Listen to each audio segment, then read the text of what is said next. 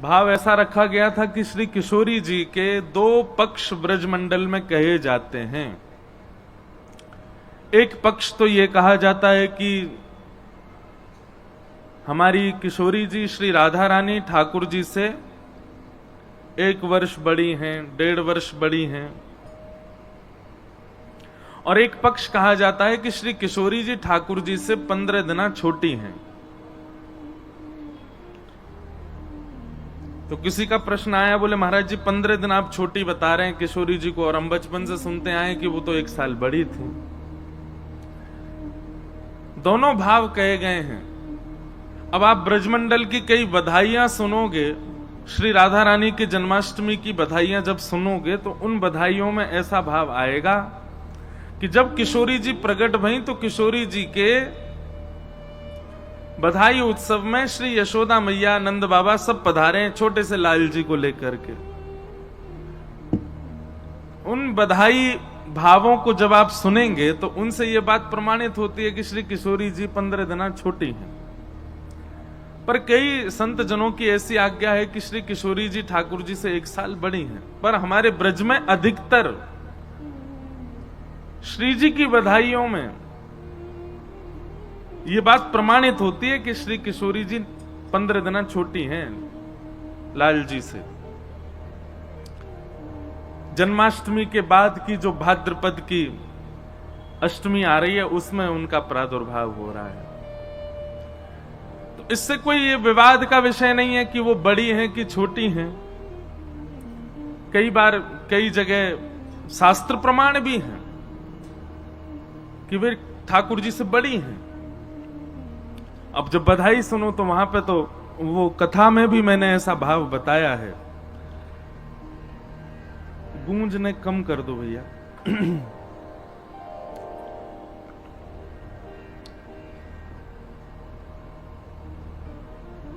किशोरी जी के प्रादुर्भाव में जब दही काना हो रहा था तो श्री हमारे ब्रजभानु जी कहने लगे, बोले कि भैया पहले नंद बाबा को बुलाओ, नंद बाबा आएंगे तभी उत्सव प्रारंभ होगा, और नंद बाबा से कहो अपने नवजात लाला को लेके आवे, अभी जो उनके लाला भय हैं उनको लेके आवे। तो उन कथाओं से ये प्रमाणित हो जाता है कि फिर ठाकुर जी को जन्म है चुको है पहले। और 15 दिन के ठाकुर जी को लेकर के यशोदा मैया आई हैं और आकर के श्री किशोरी जी के बगल में ही पौड़ा दिए हैं ठाकुर जी पलना में। तो ऐसे भाव हैं। अब कल्प भेद के भाव से भी कई कथाओं में कई ऊपर नीचे भाव आते हैं, पर इसका कोई ऐसा मन में लेने वाली या कोई इसमें अपराध जन्य कोई बात नहीं है। ब्रज के भाव ऐसे हैं कि ठाकुर जी कभी मथुरा गए ही नहीं, ठाकुर जी ने कभी कंस को मारवे के आज गए नहीं, ठाकुर जी ने अपनी शक्तियों से ही ठाकुर जी ने सब दैत्यों का वध किया आगे के लिए। श्री नंद नंदन कृष्ण तो सदा वृंदावन में ही रहते हैं। तो भाव पक्ष जब आ जाता है तो भाव पक्ष में प्रमाण की आवश्यकता नहीं होती। अभी अंतिम दिन कथा होगी तो हम राधाष्टमी की कई बधाई गाएंगे। उन बधाइयों में ये बात प्रमाणित हो जाएगी कि श्री ठाकुर जी को लेकर के यशोदा मैया आई हैं किशोरी जी की जन्म उत्सव में। तो ये इनका भाव था। दूसरा किसी का प्रश्न है,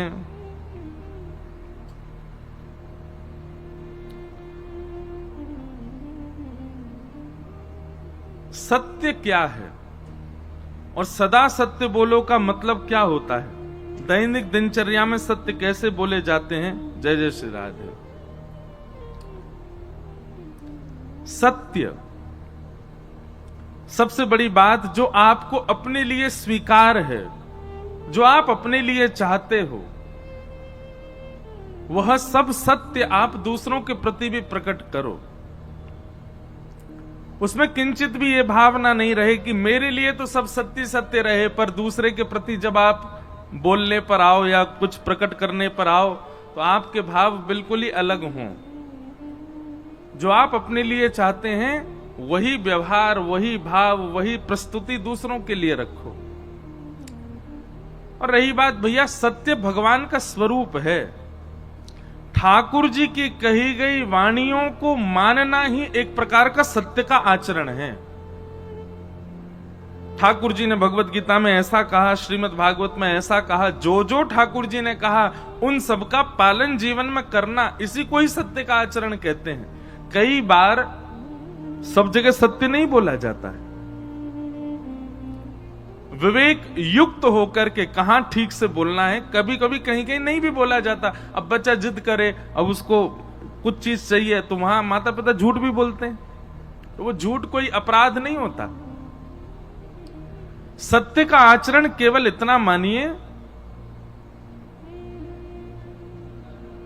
कि ठाकुर जी जो जो आज्ञा कर रहे हैं उन सब आज्ञाओं को अपने जीवन में पालन करो, और सब ना कर सको तो थोड़ी थोड़ी करना प्रारंभ करो।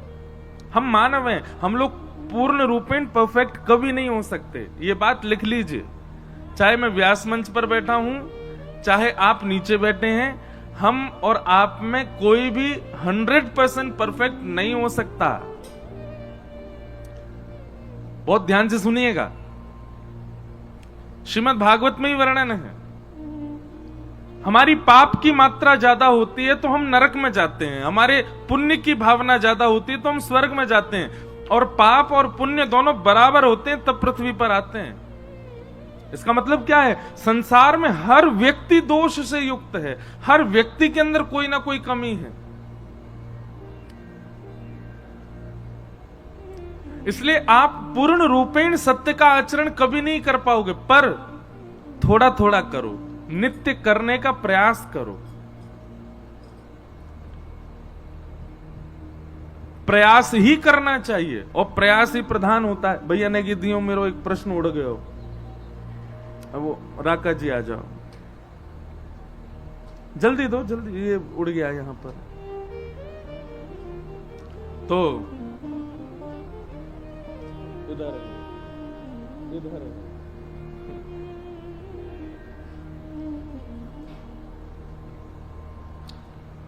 हम एक बात कहते हैं कि आप रोज कथा सुनते हैं, कोई भी एक आज्ञा व्यासपीठ की, सारी आज्ञाएं नहीं, हजारों लोग बैठे हैं यहां पर और यहां से हजारों बातें कही जाती हैं, कोई कोई एक एक आज्ञा का पालन भी नित्य करना प्रारंभ कर दे तो भी सत्य आचरण माना जाएगा। संपूर्ण सत्य आचरण तो आप नहीं कर पाओगे। एक ही हुए, उन्हीं का नाम ही आज तक गाया जाता है, सत्यवादी हरिश्चंद्र हुए, एक ही हुए, सब नहीं हो सकते। इसलिए प्रयास करो कि जितना हो सके उतना करें, तो वही सत्य का आचरण है। ठाकुर जी जो जो कह रहे हैं उन बातों को मानना प्रारंभ करो और उनको जीवन में उतार करके अपने आचरण में लाओ। भले ही 1 लाओ, 2 लाओ, 3 लाओ, पर लाओ, बिल्कुल भी ना लाना। ठाकुर जी की कोई आज्ञा है, कथाओं में गुरुजनों की और माता पिता की कोई आज्ञा हो जाए, शास्त्र सम्मत कोई बात पता चल जाए, फिर भी उसका आचरण ना करना, प्रयास भी ना करना, यही असत्य आचरण है। कम से कम प्रयास तो करो।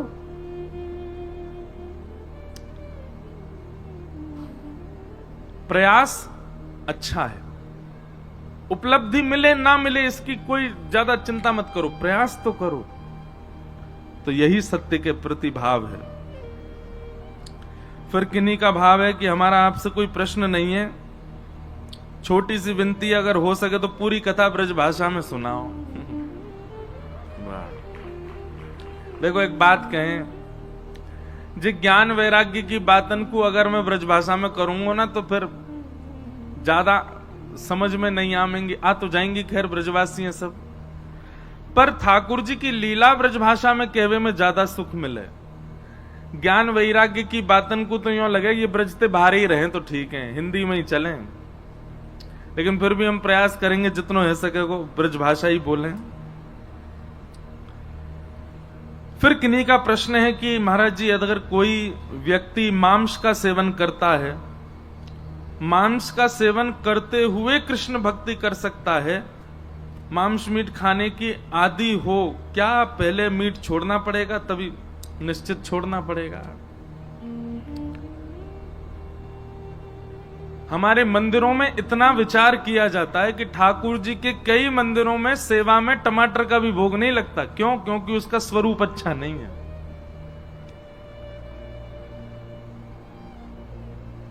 हमारे वल्लभ कुल संप्रदाय में सारे राग गाए जाते हैं, पर वल्लभ कुल में दरबारी राग नहीं गाया जाता। क्यों? क्योंकि दरबारी राग राजाओं के यहां गाया जाता था, दरबारों में गाया जाता है। इतना सूक्ष्म विचार करते हैं ठाकुर जी के प्रस्तुति में, सेवा में, भोग में, सामग्री में, सब चीज में इतना भाव रखा जाता है। तो फिर मानव शुद्ध क्यों ना हो? अरे कोई मांस भक्षण करता है तो निश्चित है उसके चित्त में कहीं ना कहीं क्रूर स्वभाव विद्यमान है, और क्रूर स्वभाव राक्षस का होता है, और राक्षस कभी ठाकुर जी को प्राप्त नहीं कर सकते। और एक बात हमारी बहुत ध्यान से सुनिए, किसी को पाने के लिए कुछ त्यागना पड़ता है। प्रेम का ये स्वरूप है। सर्वगुण संपन्न होकर के और सारी व्यवस्थाओं में रह करके अगर आप किसी को पाना चाह रहे हो तो वो प्रेम नहीं है। प्रेम में तो कुछ ना कुछ त्याग किया जाता है, तभी मिलता है। मैं कथाओं में कहा करता हूं कि जब ब्याह होता है तो पति अपनी पत्नी के अनुसार कई त्याग करता है जीवन में, कि भाई उसको ये प्रिय नहीं तो मैं ऐसा ना करूं। पत्नी अपने पति के लिए त्याग करती है, और पति पत्नी एक दूसरे के लिए ना भी करें तो पति पत्नी अपने बच्चों के लिए त्याग करते हैं, बच्चे माता पिता के लिए त्याग करते हैं। मांस तो बहुत ऊंची कोटि की बात हो गई, यहां तो प्याज लहसुन तक का त्याग कर देते हैं। अरे हमारे यहां तो शास्त्रों में इतना भी वर्णन है कि ठाकुर जी को भोग लगाने के बाद जब आप पाओ और आपको तब अनुभव हो कि भाई सब्जी में तो नमक ही कम रह गया और दाल में तो मिर्च ज्यादा पड़ गई, तो उसके बाद यदि आप सुधार कर रहे हो तो भी अपराध माना जाएगा। ठाकुर जी ने जैसो पायो वैसे ही पाओ, उसको सुधारो नहीं। उसमें ऊपर से नमक नींबू, अब लोग चटपने के लिए सब करते हैं, पर ठाकुर जी को जैसी वस्तु धराई गई वैसी स्वीकार। और रही बात ये जो जिनका भी ये प्रश्न है, भगवान करे कि कम से कम ये ब्रजवासी तो नहीं हो जो ये मांस खा रहे हैं। नहीं, प्रश्न करने वाले तो ब्रजवासी लग रहे हैं, क्योंकि उन्होंने ऊपर ही लिखा महाराज जी श्री राधे श्री हरिवंश, तो वो तो अच्छे ही होंगे। पर जिनके लिए भी ये प्रश्न कर रहे हैं वो निश्चित है कि भगवान करे कि वो ब्रजवासी ना हो, क्योंकि ब्रजवासी होते हुए अगर मांस भक्षण कर रहे हैं तो ये तो बहुत बड़े दुर्भाग्य की बात है।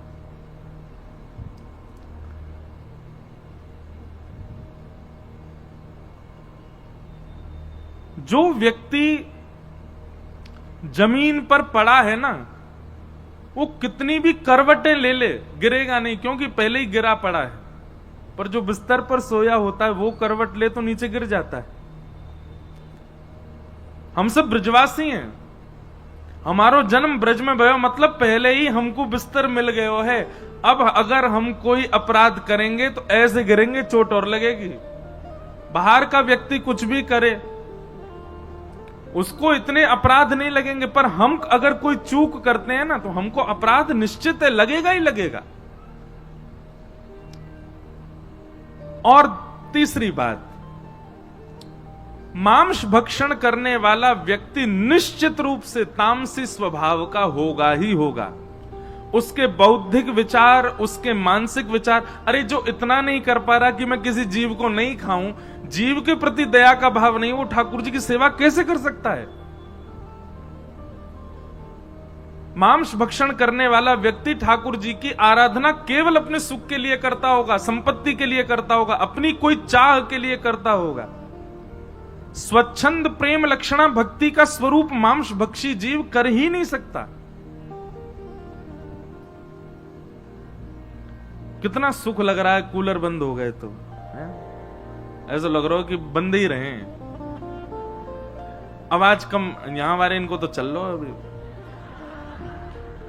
क्योंकि आवाज थोड़ी कम हो गई ना, हमको थोड़ा जोर लगा के बोलना पड़ रहा है, लेकिन ठीक है। तो मांस भक्षण के बाद आप ठाकुर जी की सेवा आराधना नहीं कर सकते। अच्छा, एक बात और है, हम ऐसा कहते हैं कथा में अगर लाइट चली जाए तो समझ जाओ कि ठाकुर जी आए हैं। क्यों? ठाकुर जी को तेज इतनो है कि ठाकुर जी के तेज को ये सहन नहीं कर पाए, हमारे बंद है।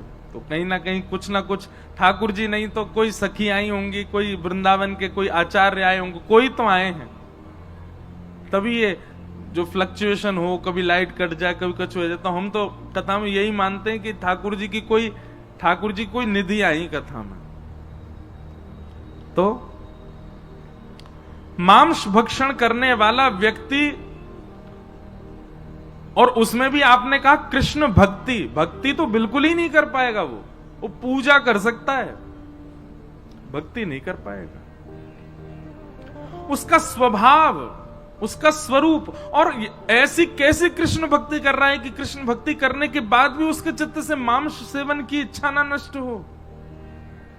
अरे महाराज, कृष्ण भक्ति तो ऐसी है कि वो पहनना ओढ़ना भी छुड़वा देती है।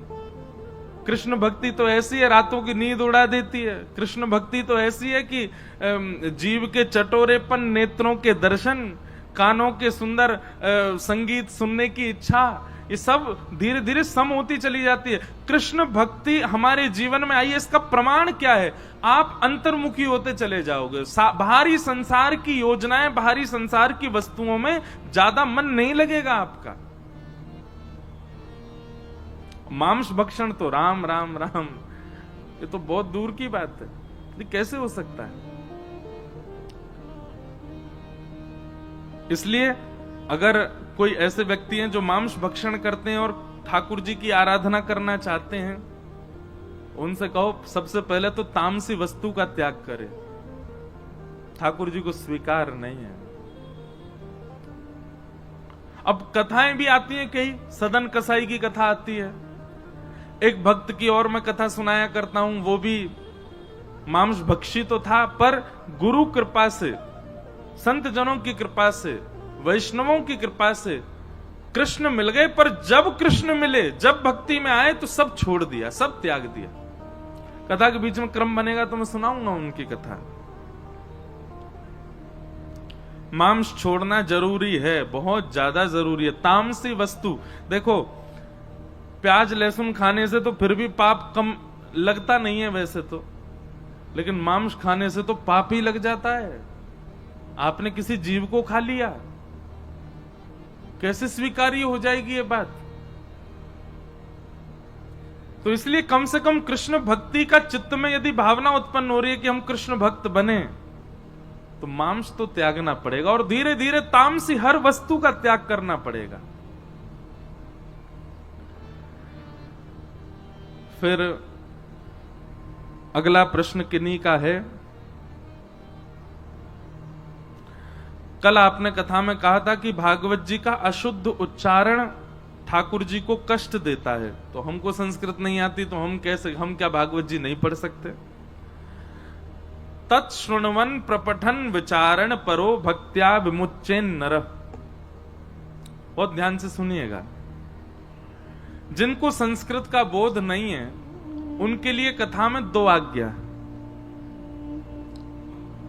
सुनो, तीन आज्ञा, सुनो, विचार करो, और हिंदी अनुवादित जो भागवत जी हैं जिसमें हिंदी अर्थ है उसको पढ़ो।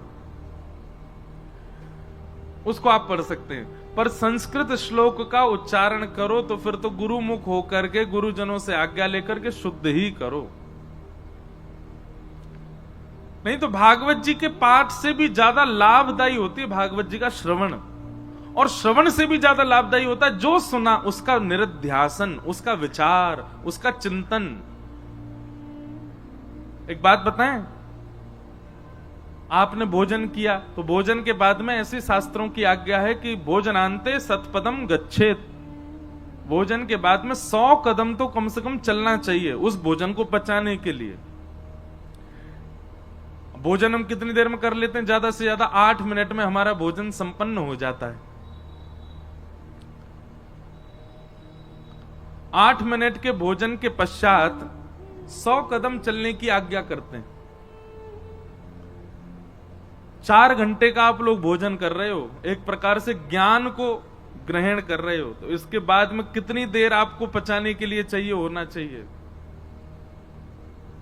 एक दिन की कथा 4 घंटा आपने ज्ञान ग्रहण किया, कम से कम उसका कम से कम नहीं तो 5 से 6 घंटे का चिंतन होना चाहिए। आज एक एक वाक्य जो भी व्यासपीठ से महाराज जी कह रहे थे, उसका क्या अर्थ निकलेगा, उसका क्या भाव बनेगा, उसके पीछे उद्देश्य क्या है, उसका चिंतन करो। चिंतन यदि नहीं होगा ना, तो आप जीवन में उतार नहीं पाओगे, सुनने तक सीमित रह जाएगी बात। तो इसलिए अगर आप पाठ नहीं कर सकते संस्कृत में, तो कथा सुनो, कथा का चिंतन करो। और पाठ करने का बहुत ही मन है तो फिर हिंदी अनुवादित पढ़ो, लेकिन वो पाठ नहीं माना जाएगा, वो केवल और केवल सामान्य अध्ययन स्वाध्याय माना जाएगा। फिर आपने दूसरा प्रश्न किया कि आत्म राम जी ने भागवत का अध्ययन प्रथम स्कंद के बजाय दसम स्कंद से क्यों? आत्म राम जी नहीं है, वो आत्मदेव जी हैं। श्रीमद् भागवत के महात्म जो कथा आती है वो आत्मदेव जी, आत्मराम नहीं है। उन्होंने दसम स्कंद से पाठ प्रारंभ किया, दसम, एकादश, द्वादश, और फिर उसके बाद में पुनः 1 से प्रारंभ करके 10 तक, ऐसा उन्होंने पाठ किया, ऐसा भागवत जी में वर्णन है। क्यों किया? क्योंकि आत्मदेव जी का मन बहुत व्यथित था अपने पुत्र को लेकर के, और व्यथित हृदय की वजह से वो उस समय ऐसा कुछ चाह रहे थे जिससे कि उनके चित्त को परम शांति मिले, परम सुख की प्राप्ति हो।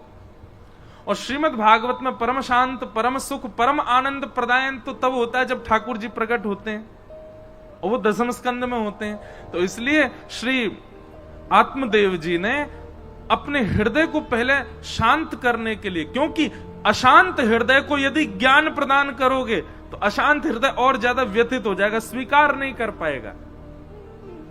इसलिए आत्मदेव जी ने पहले नंदोत्सव की कथा को पढ़ा, कृष्ण लीला को सुना। कृष्ण लीला नंदोत्सव सुनकर के मन में प्रसन्नता उत्पन्न हो गई, आनंदता उत्पन्न हो गई। जब वे आनंद में भर गए, तब दसम, एकादश, द्वादश, 3 स्कंद बाद के करके फिर प्रथम से लेकर के नवम तक का पाठ किया। इसलिए आत्मदेव जी ने पहले दसम स्कंद का पाठ किया। फिर आपका तीसरा प्रश्न है, महाराज जी अगर कथा में आने का बहुत मन हो तो क्या हम माता पिता से झूठ बोल करके या बिना बताए आ सकते हैं, क्योंकि वे आज्ञा नहीं देते?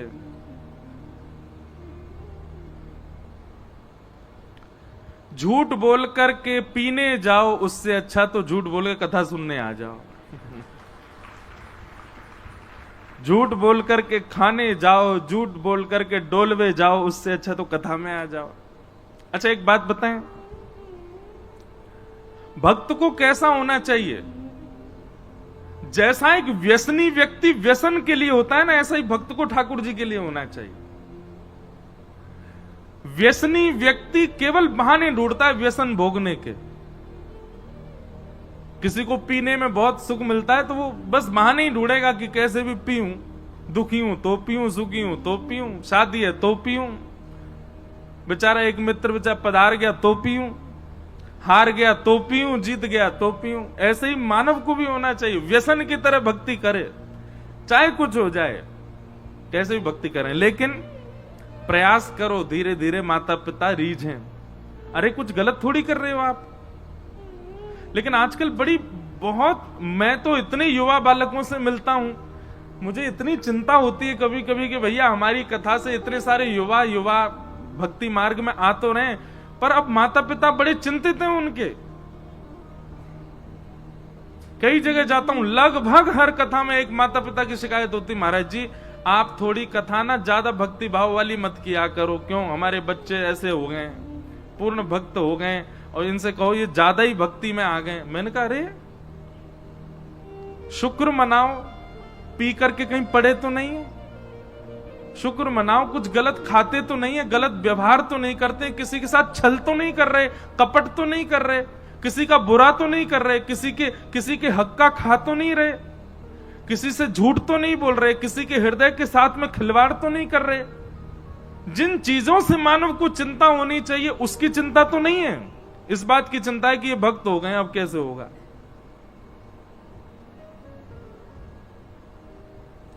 क्षमा कीजिएगा, अगर आपको इस बात की चिंता है, माता पिताओं को बोल रहे हैं, इस बात की चिंता है कि हमारा बालक भक्त हो गया, अब कैसे चलेगा, तो निश्चित ही आपके ऊपर कलयुग का बहुत बड़ा प्रभाव है। इसीलिए ऐसी सुगम स्थिति में भी आपको अपने बालक की चिंता कैसे हो सकती है। लोग बात कहते हैं कि थोड़ा बहुत महाराज जी आज के परिवेश में भी रहना चाहिए ना, आज के अनुरूप भी रहना चाहिए, कलयुग के प्रभाव से भी थोड़ा प्रभावित होना चाहिए। एक बात ध्यानपूर्वक सुनिएगा, ये थोड़ा प्रभाव और कम प्रभाव और ज्यादा प्रभाव नहीं होता, दो ही होते हैं, या तो पूरा प्रभाव या फिर बिल्कुल नहीं। ये थोड़ा इधर थोड़ा उधर ये वाला काम नहीं चलता है यहां पे। कभी कभी पी लेते हैं, वैसे तो हम खूब भगते हैं, कभी कभी चल जाता है काम।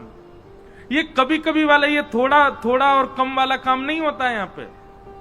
अगर कलयुग का प्रभाव होगा तो तनिक से भी अधिक हो जाएगा।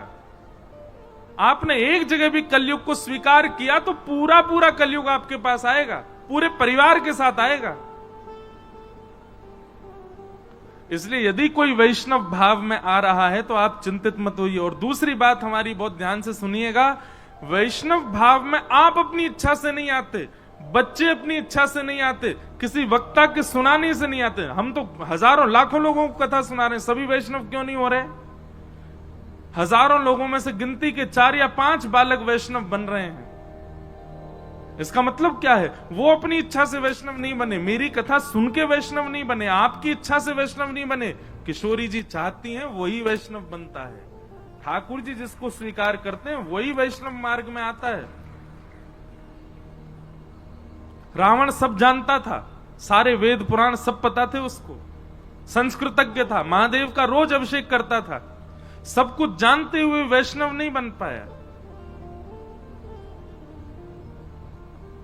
और वहीं जटायु जो एक मानव भी नहीं है, एक पक्षी के स्वरूप में है, लेकिन राम जी ने स्वीकार किया, बन गया वैष्णव। ठाकुर जी ने अपने हाथ से उसका अंतिम संस्कार किया।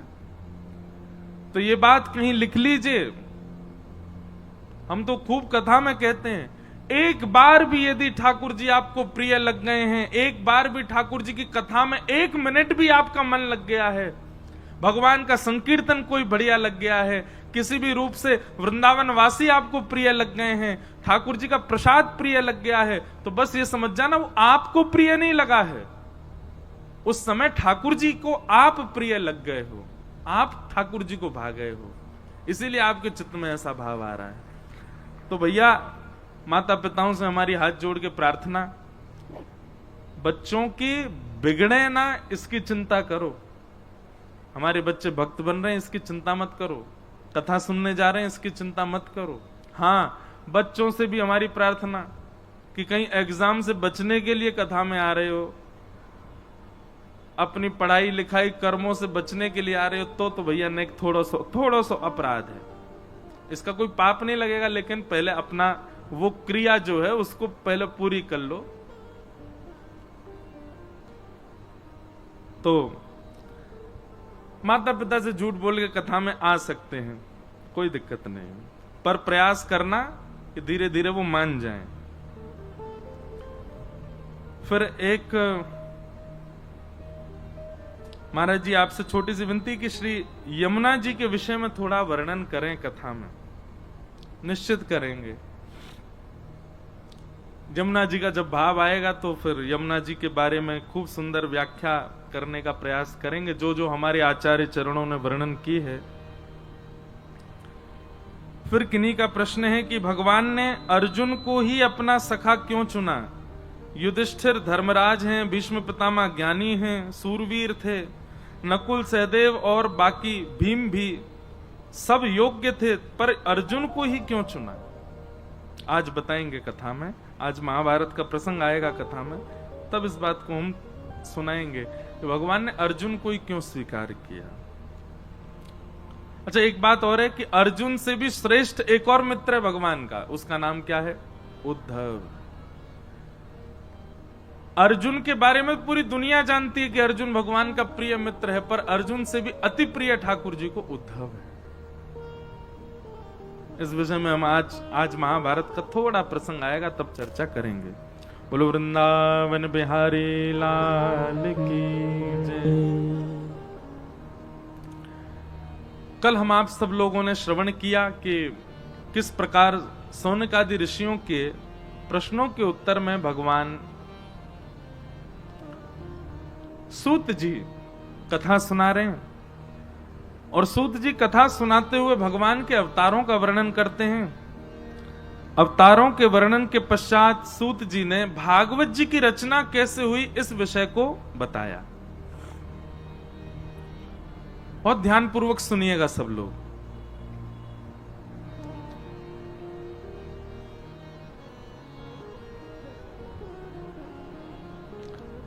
वेदव्यास जी महाराज ने अनेक पुराण लिखे, 4 वेद लिखे, महाभारत जैसा इतिहास लिखा, लेकिन ये सब लिखने के पीछे एक ही उद्देश्य था, मेरा और आप सबका कल्याण। लेकिन इतना लिखने के बाद भी वेदव्यास जी के चित्त को प्रसन्नता नहीं थी कि मैंने जो लिखा है वो उचित है। तब वेदव्यास जी महाराज विचार करने लगे, मैं क्या लिखूं, ऐसा क्या वर्णन करूं जिससे मेरे मन में ऐसी भावना आए कि हां, इससे मानव कल्याण होगा।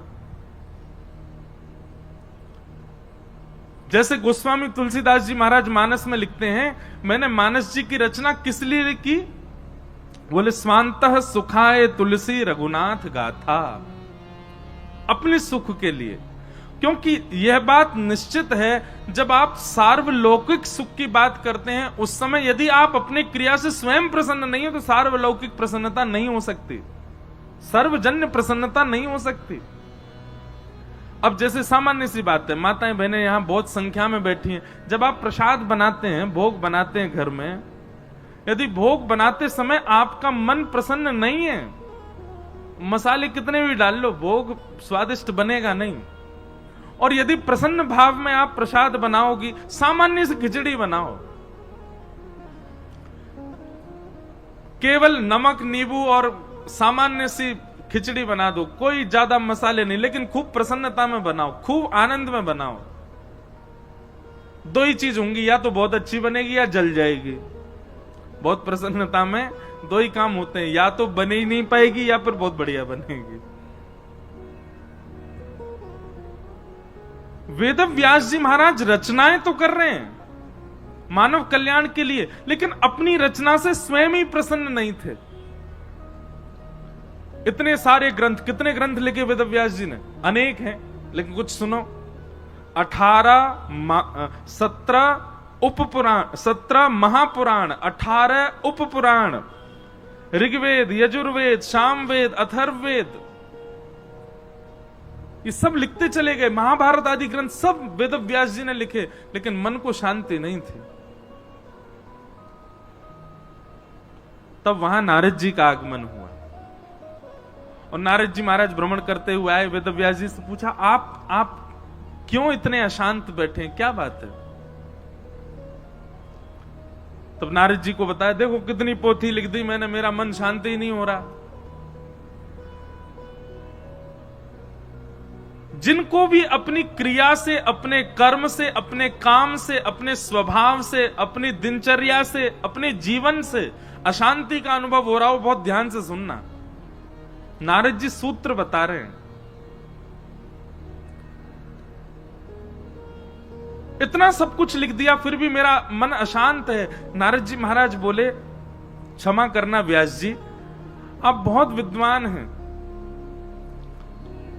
आपने जितने भी ग्रंथ लिखे उन ग्रंथों में सब कुछ वर्णन किया है, पर एक चीज की कमी है। क्या? बोले जैसे हलवाई बढ़िया कोई लड्डू बनावे, कोई खीर बनावे, दूध डाल दे, चावल डाल दे, उसमें केसर डाल दे, थोड़ी पीस करके इलायची डाल दे, और सुगंधी के लिए गुलाब जल डाल दे, सब कुछ मिला दे, लेकिन शक्कर ना डाले तो मिठाई का कितना भी रूप सुंदर बना हो, नवरत्न डाल दिए हों, लेकिन शक्कर ना डाले तो वो मिठाई किस काम की? ऐसे ही सब्जी बन जाए लेकिन नमक ना डालें तो लवण बिना बहु व्यंजन जैसे, भक्तिहीन नर सोह ही कैसे। बिना नमक के सब्जी का स्वाद नहीं होता, बिना शक्कर के मिठाई का स्वाद नहीं होता, वो मिठाई कहलाएगी नहीं फिर। ठीक वैसे ही वेद व्यास जी, आपने जितने भी ग्रंथ लिखे हैं ना, सब में ज्ञान है, वैराग्य है, सब कूट कूट करके भरा है, पर एक वस्तु नहीं है। क्या? प्रेम। आपने प्रेम का वर्णन नहीं किया, क्योंकि आपके ग्रंथों को जब हम पढ़ते, बहुत ध्यान से सुनिएगा सब लोग, इधर देखो। नारद जी महाराज कह रहे हैं, आपके ग्रंथों को पढ़ने के बाद, आपके द्वारा लिखे गए भावों को सुनने के बाद भगवान के प्रति श्रद्धा होती है, भगवान के प्रति विश्वास होता है, भगवान की पूजा का मन होता है, आराधना का मन होता है, व्रत का मन होता है। पर आपके किसी भी ग्रंथ को पढ़ने के बाद ठाकुर जी से प्रेम नहीं होता। वो भगवान लगते हैं, वो परमात्मा लगते हैं, वो अपने नहीं लगते किसी भी ग्रंथ को देखने के बाद में। इसलिए प्रेम को प्रकट नहीं किया, आपका मन इसीलिए अशांत है। व्यास जी, यदि आप चाहते हैं कि आपके चित्त को शांति मिले, ठौर मिले,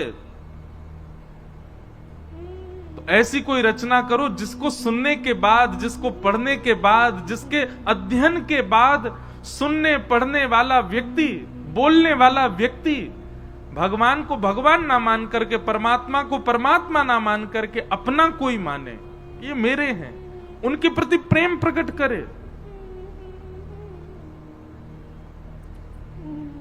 चार पुरुषार्थ होते हैं, धर्म, अर्थ, काम और मोक्ष।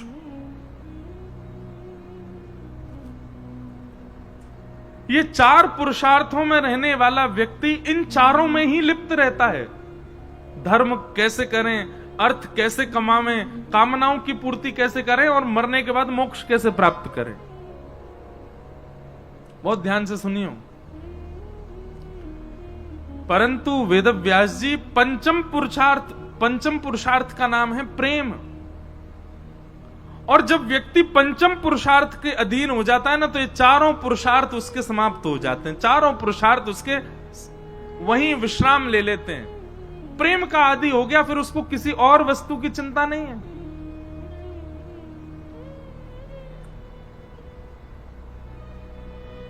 मीराबाई प्रेम की अधिकारी हो गई, और जब प्रेम के मार्ग में इतनी आगे बढ़ गई, तो उनके लिए फिर कोई नियम नहीं, उनके लिए कोई धर्म नहीं, उनके लिए कोई शास्त्र नहीं, उनके लिए किसी भी प्रकार का कोई आज्ञा नहीं थी। वो सब चीज से परे हो गई। अब देखा जाए तो माता पिता को छोड़ करके रहना, विवाह होने के बाद भी ससुराल से परे रहना, ये सब शास्त्र विरुद्ध है। लेकिन मीराबाई की प्रेम की स्थिति इतनी ऊंची पहुंच चुकी है कि अब उनके लिए कोई नियम नहीं है।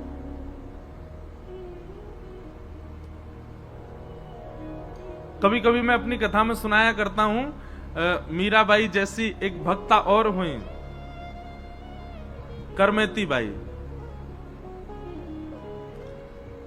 करमेती बाई तो उसी दिन घर छोड़ के चली गई जिस दिन बारात आ गई थी सामने, दुल्हा चढ़ के आया घोड़ी पे। और जब उन्होंने अपने कक्ष में से अपने होने वाले पति को देखा, तो मन में विचार करने वाली, कृष्ण प्रेम दूर दूर तक नहीं है इसके जीवन में, मैं कैसे रहूंगी। उसी समय घर परिवार छोड़ करके चली गई।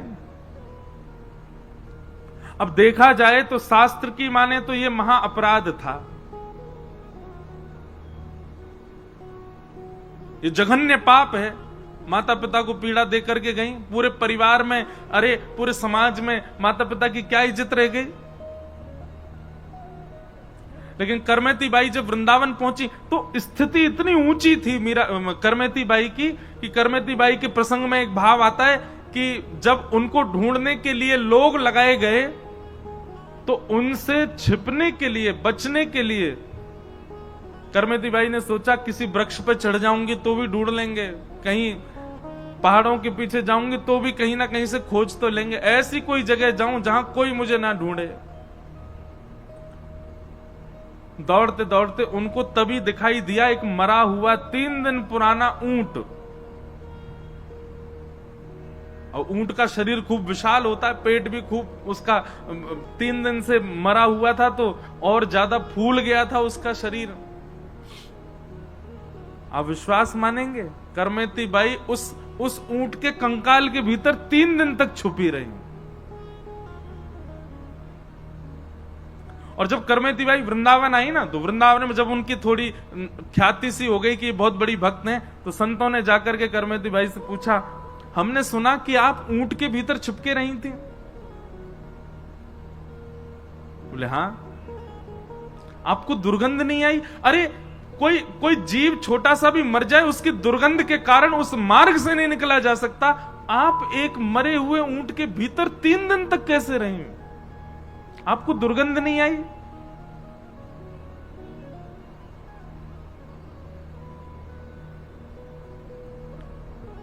करमेती बाई का उत्तर बहुत सुंदर था। करमेती बाई कहती हैं, वो तो केवल एक जीव के हाड मांस के गल जाने पर सड़ जाने की दुर्गंध थी, उससे कई गुना ज्यादा दुर्गंध तो संसार के विषय में है।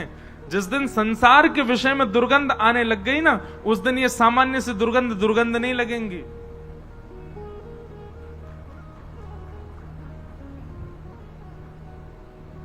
अभी संसार में हमको बहुत सुगंधी लगती है और छिड़की भी जा रही है पीछे।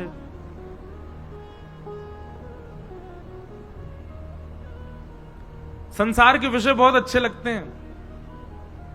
पहले शादी बढ़िया लगती है, करनी है। पत्नी बढ़िया लगती है। पहले महाराज ब्याह से पहले ऐसी लगे लक्ष्मी, और पति ऐसा लगे साक्षात नारायण। मेरी हुई नहीं है, आप सबको ज्यादा पता होगा, मैं तो केवल देख देख करके बता रहा हूं। लेकिन ब्याह जावे के बाद मैं कभी कभी बहुत एज्यूम करता हूं कि अब ये पहले तो भाई एक दूसरे को देखवे के काजे दिन रात को भी भान नहीं कर रहे हैं, रात में ही भागे जा रहे हैं, कभी भी मिल रहे हैं। बस एक झलक दिख जाए महाराज, जैसे भक्त तड़पे ठाकुर जी को देखवे को, ऐसे प्रियतम तड़पे अपनी प्रियतमा को देखवे को। लेकिन 2 साल बाद 3 साल बाद हो क्या जाता है, फिर वही लक्ष्मी जो थी वही पूतना जैसी दिखने लगे। वाकू नहीं, वो नहीं दिखती है, वो पति को ज्यादा सुहाती नहीं, फिर और पत्नी को भी पति ज्यादा सुहाता नहीं, वो भी उसको समझ। क्यों? प्रारंभ में संसार की हर विषय वस्तु अच्छी लगती है। बालक हो जाए, बालक हो जाए, बालक हो जाए, एक संतान हो जाए। महाराज दर दर भटकते हैं लोग जिनके संतान नहीं है, और वही संतान आकर के जब नाक में दम कर देती है, फिर दर दर ढूंढते हैं कि ये सुधर जाए कैसे भी, इसकी बुद्धि सुधरे, इसका स्वभाव। महाराज जी का आशीर्वाद ले, गुरु जी का आशीर्वाद, गुरु जी इसको कुछ बताओ, ये बिल्कुल नहीं मानता, हमारी ऐसा हो गया। काहे को रो रहे थे पहले कि हो जाए। संसार की हर विषय वस्तु। अच्छा चलो ये तो रहे संबंधों की बात। रसगुल्ला बढ़िया लगता है, राजभोग बढ़िया लगता है, रबड़ी बढ़िया लगती है, सब मात्रा में बढ़िया लगते हैं। उस मात्रा से अधिक सेवन करते ही उस वस्तु को देख भी लिया ना तो वमन हो जाएगा। संसार की हर वस्तु एक समय तक की बढ़िया लगती है, तो इसका मतलब क्या है? वो वस्तु बढ़िया नहीं थी। वो वस्तु का स्वरूप तो वही है कि उसको देख के आपको वमन नहीं होगा, वो उसको देख करके आपके मन में उससे उच्चाटन ही आना था। पर आपकी इंद्रियां इतनी बलवान थी कि प्रारंभिक सुख लेने के लिए आपको इतना तड़पा दिया, आपको इतना भगा दिया। बोले नहीं ये पाओ, इसको लेना है, ये चाहिए ही चाहिए। बड़ी बड़ी गाड़ियों का शौक रखते हैं लोग। कितने दिन का शौक रहता है? 1-1.5 महीना में वो गाड़ी प्रिय नहीं लगती, फिर और अच्छी चाहिए। दुर्गंध तो हम सबको आती है, पर भोगने के बाद आती है। पर वैष्णव भक्त जब संत आश्रित हो जाते हैं, भगवत आश्रित हो जाते हैं, उनको दुर्गंध का अनुभव पहले ही हो जाता है कि इसमें अभी बाह्य सुख लग रहा है, लेकिन कुछ दिन बाद यह है हमको सुख नहीं देगी। ऐसा नहीं है वैष्णव ये कोई विवाह का विरोध है या कोई संतान उत्पत्ति का विरोध है, नहीं। ये तो सम है, ये तो सब करते हैं, भक्त भी करते हैं।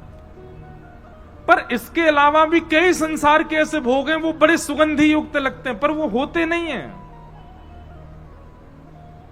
करमेती बाई ने वही कहा, बोले जिस दिन संसार के विषय की दुर्गंध सूंघ लोगे, उस दिन ये सामान्य जीव की मरे हुए की दुर्गंध आपको दुर्गंध नहीं लगेगी। और करमेती बाई वृंदावन आके रहने लगी तो उनके पिताजी आए। पिताजी को पता था एक ही जगह मिलेगी, वृंदावन में ही मिलेगी। वृंदावन में ढूंढते ढूंढते पूछा कहां है, तो पता चला यमुना जी के तट पर कुटिया बना करके ठाकुर जी की सेवा करती हैं और वहीं बैठ करके भजन कर रही हैं करमेती बाई। पिताजी जब गए तो जाकर के करमेती बाई से मिले और कहा, बेटा तूने एक बार भी नहीं सोचा कि तेरे पिता की क्या स्थिति होगी? पूरे समाज में नाक कट गई मेरी, एक बार भी तूने ये चिंतन नहीं किया कि मैं अपने माता पिता को किस स्थिति में छोड़ करके जा रही हूं, उनकी नाक कटवा करके जा रही हूं।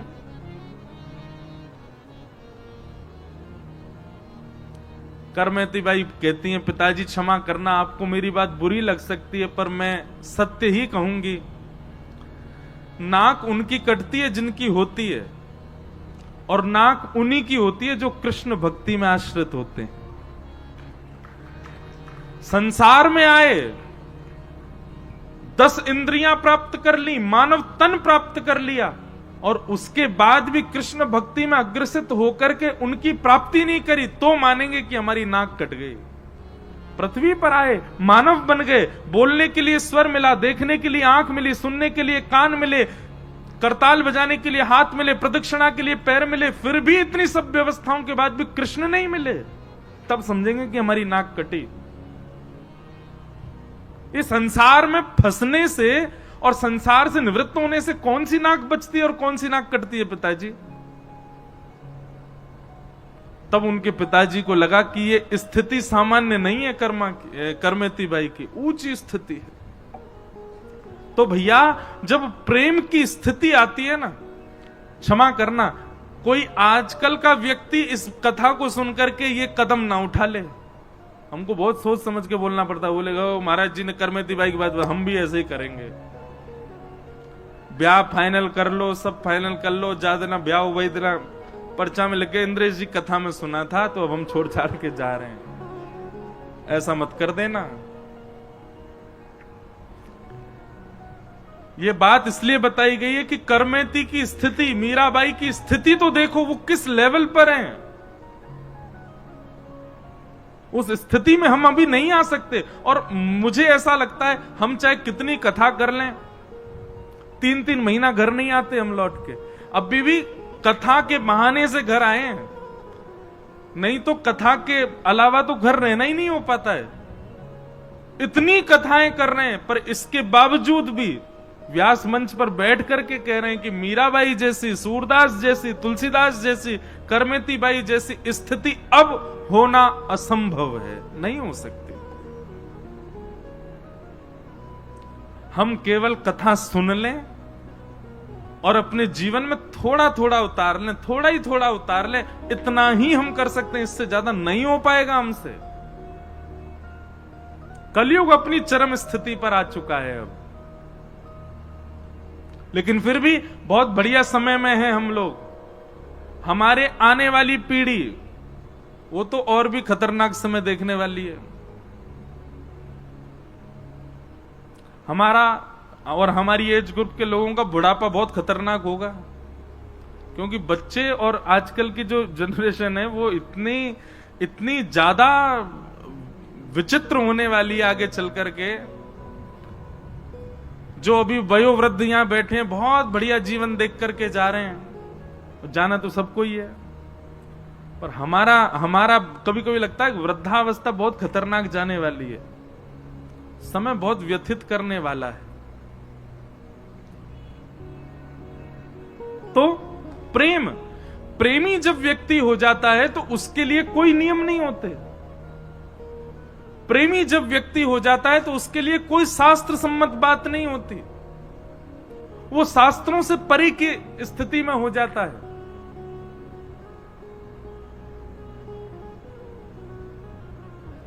नारद जी महाराज कहते हैं, हे व्यास जी, आपने सब कुछ लिखा अपने ग्रंथों में, पर ऐसा कुछ भी वर्णन नहीं किया जिसको सुनकर के मानव को ठाकुर जी से प्रेम हो, इसलिए आपका मन व्यथित है। कृपा करके अब ऐसा कुछ लिखो जिसको सुनकर के परमात्मा से, पर ब्रह्म से, उस जगत नियंता जगदाधार से प्रेम हो सके। वेद व्यास जी बोले, कैसे लिखूं? बोले, चिंतन करो, और चिंतन करने के बाद में ठाकुर जी के प्रेम स्वरूप का चिंतन करो, ऐश्वर्य स्वरूप नहीं। शंख चक्र गदा पद्मधारी अपना सुदर्शन चक्र चलाते हैं महाराज, ऐसे महाभारत युद्ध लड़वाते हैं, बीच में खड़े होकर के ज्ञान देने लग जाते हैं, विराट रूप में प्रकट हो जाते हैं, एक साथ 16,108 पत्नियों के साथ 16,108 रूप धारण करके रहते हैं। ये सब बातें ठाकुर जी के ऐश्वर्य की हैं, ऐश्वर्य की बातें नहीं, ठाकुर जी के स्वभाव की बातें, ठाकुर जी के प्रेम की बातों का चिंतन करो और उसका वर्णन करो, तब आपके चित्त को शांति मिलेगी। तब वेदव्यास जी ध्यानस्थ हुए, और ध्यानस्थ होने के उपरांत जब उन्होंने रचना की तो फिर एक दिव्य ग्रंथ हम सबको प्राप्त हुआ, जिसका नाम है श्रीमद् भागवत महापुराण।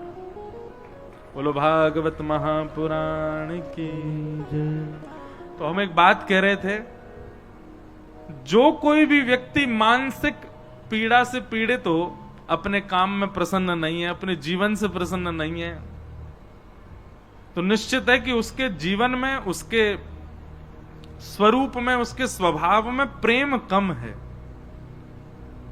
प्रेम जब आता है ना चित्त में, तो व्यक्ति को ठौर मिल जाती है, वो स्थित हो जाता है, वो स्थिर हो जाता है। और प्रेम केवल और केवल भागवत जी सिखाती हैं, भागवत जी से ही आप प्रेम सीख पाओगे। और याद रहे, ये प्रेम किसी संसार के व्यक्ति से नहीं हो सकता।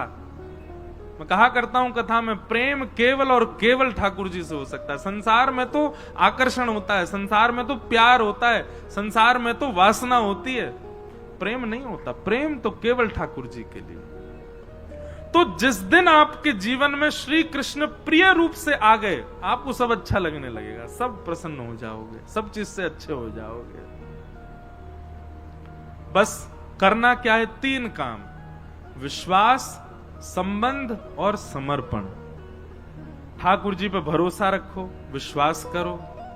दूसरी बात, संबंध बनाओ। ठाकुर जी से बिना संबंध की भक्ति मत रखो, कोई भी एक संबंध रखो और उस संबंध का परिपूर्ण रूप से पालन करो। जो भी संबंध माना है ठाकुर जी से, उसका पालन करो। पुत्र मानो, भाई मानो, सखा मानो। मेरी दृष्टि में 2 संबंध सबसे अच्छे, या तो गुरु का या फिर सखा। व्यक्ति को संवारने और बिगाड़ने के ये दो ही मार्ग होते हैं। गुरु संवारता है और सखा संवारता भी है, सखा बिगाड़ता भी है। अच्छा सखा होगा तो संवारेगा और बुरा सखा होगा तो बिगाड़ भी देगा। लेकिन सखा और गुरु के रूप में यदि ठाकुर जी हैं, तो निश्चित है कि आपका संबंध सुदृढ़ होगा, ठाकुर जी संभाल लेंगे। इसलिए आज ही विश्वास, संबंध और समर्पण, इन 3 कामों को करो। ठाकुर जी विश्वास करो, दूसरी बात संबंध बनाओ, और तीसरी बात समर्पण, समर्पित हो जाओ।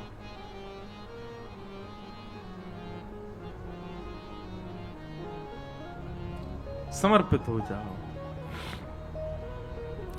तो इस प्रकार श्रीमद् भागवत जी की रचना श्री वेदव्यास जी महाराज ने की, और इसी भाव को जान करके वेदव्यास जी ने भागवत की रचना की। मन में बड़ा आनंद हुआ, मन में एक ठौर मिल गई। अब लग रहा है कि हां, मैंने कुछ निर्माण किया जिससे मानव कल्याण होगा। फिर वेदव्यास जी ने वही भागवत की कथा को अपने पुत्र सुखदेव जी को प्रदान किया, और उन्हीं सुखदेव जी ने यही भागवत की गाथा परीक्षित जी को आकर के सुनाई है। अब यहां प्रश्न उठता है कि परीक्षित जी कौन हैं? और परीक्षित कौन है, इसी प्रश्न में ही अब महाभारत की कथा प्रारंभ हो जाती है। बोलो वृंदावन बिहारी लाल की। तो भागवत जी की रचना क्यों हुई? प्रेम, प्रेमः पुरर्थो महान, प्रेम प्रधान ग्रंथ है श्रीमद् भागवत। प्रेम करना सिखाती है भागवत जी की कथा। सबसे ऊंची प्रेम सगाई, सबसे ऊंची प्रेम सगाई है दुर्योधन की मेवा त्यागी, दुर्योधन की मेवा त्यागी, दुर्योधन की मेवा त्यागी, दुर्योधन की मेवा त्यागी, साक विदुर घर खाई, सबसे ऊंची प्रेम सगाई, सबसे ऊंची प्रेम सगाई, सबसे ऊंची प्रेम सगाई, सबसे ऊंची प्रेम सगाई। दुर्योधन की मेवा त्यागी, दुर्योधन की मेवा त्यागी, दुर्योधन की मेवा त्यागी, दुर्योधन की मेवा त्यागी, हे साक विदुर घर खाई, सबसे ऊंची प्रेम सगाई, सबसे ऊंची प्रेम सगाई, सबसे ऊंची प्रेम सगाई, सबसे ऊंची प्रेम। बोलो वृंदावन बिहारी लाल की।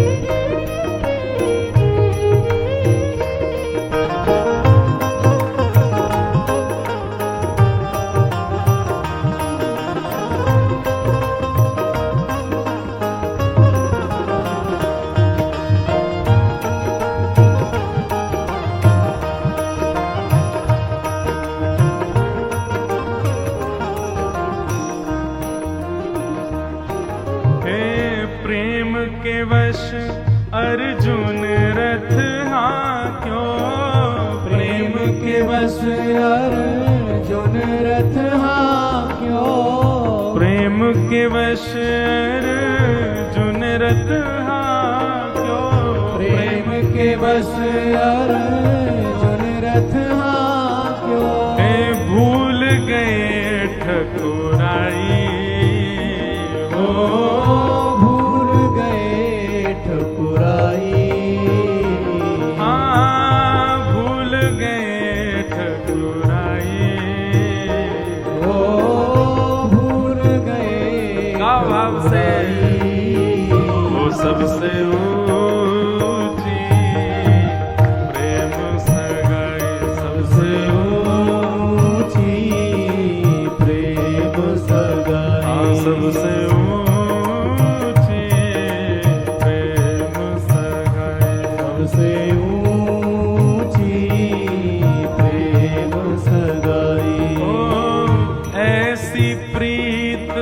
बढ़ी वृंदावन, ऐसी प्रीत बढ़ी वृंदावन, ऐसी प्रीत बनी वृंदावन, ऐसी प्रीत बढ़ी वृंदावन, गोपियन रास रचाई, गोपियन नाच रचाई, गोपियन रास रचाए, गोपियन रास रचाए,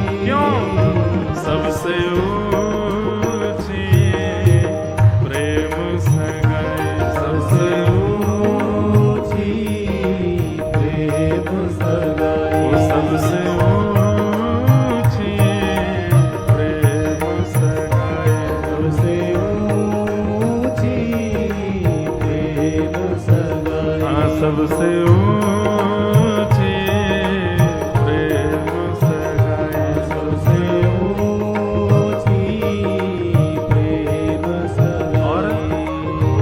सूर क्रूर एहि लायक नाही, सूर क्रूर एहि लायक नाही, सूरदास एहि लायक नाही, सूरदास एहि लायक नाही।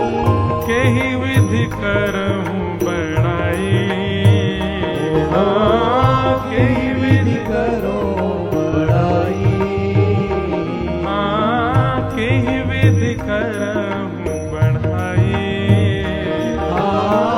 केहि विधि करो बड़ाई। वो सबसे ऊंची प्रेम सगाई, सबसे ऊंची प्रेम सगाई। हाँ सबसे ऊंची प्रेम सगाई, सबसे ऊंची प्रेम सगाई। हाँ सबसे ऊंची प्रेम सगाई, सबसे ऊंची प्रेम सगाई। वो सबसे ऊंची प्रेम सगाई, सबसे ऊंची प्रेम सगाई। पूरी कृष्ण लीला का दर्शन करो। ज्ञान प्रधान नहीं है, ज्ञान है पर प्रधान नहीं है। वैराग्य है पर वैराग्य प्रधान नहीं है। भक्ति है, योग है, सब है, पर प्रधान केवल एक वस्तु है, प्रेम। और क्षमा करें, हम सब ब्रजवासी हैं भैया, हम पे और कछु नाए आवे। हम सबंसों ठाकुर जी की प्रीति यही मारे सबसे ज्यादा है। केवल 11 वर्ष 56 दिन की लीला है ठाकुर जी की ब्रजमंडल की, लेकिन पूरे विश्व पे भारी पड़े। काय को? पूरी कृष्ण लीला पे भारी पड़े हमारे ब्रज की लीला। काय को? क्योंकि प्रेम प्रधान है। तो भैया ठाकुर जी की सेवा में, ठाकुर जी की लीला में, ठाकुर जी के नित्य ध्यान में कोई आपसे दोष बने, कोई अपराध बने, कोई भाव रखो मत रखो, पर एक चीज को भाव रखो कि प्रेम प्रधान रखो। प्रेम होगो कोई अपराध नहीं बनेगो। प्रेम भाव को प्रधान रखो। ठाकुर जी की ये वृंदावन बिहारी लाल क्यों प्रकट भये? स्वामी श्री हरदास जी के प्रेम के वश प्रकट भये। हितरिवंश महाप्रभु के प्रेम से प्रसन्न है करके श्री राधा वल्लभ लाल जी वृंदावन पधारे।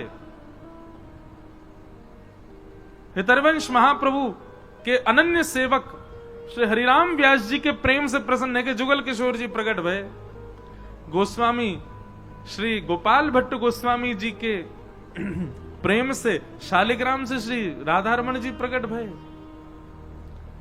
सबने अपने प्रेम से प्रकट किया ठाकुर जी को। प्रेम प्रधान है। और वो प्रेम सिखावे कौन? श्रीमद् भागवत की कथा। इसलिए यहां ज्ञान लेवे के काजे, वैराग्य लेवे के काजे आप सब नहीं हो, ये सब सुनवे के काजे हो, थोड़ा थोड़ा जीवन में छिड़काव करवे के काजे हो, पर मूल रूप से तो प्रेम की शिक्षा लेवे के काजे बैठे हो कथा में। प्रेम ऐसी भागवत जी की कथा का निर्माण किया। श्रीमद् भागवत को निर्माण करके अपने पुत्र सुखदेव जी को प्रदान किया।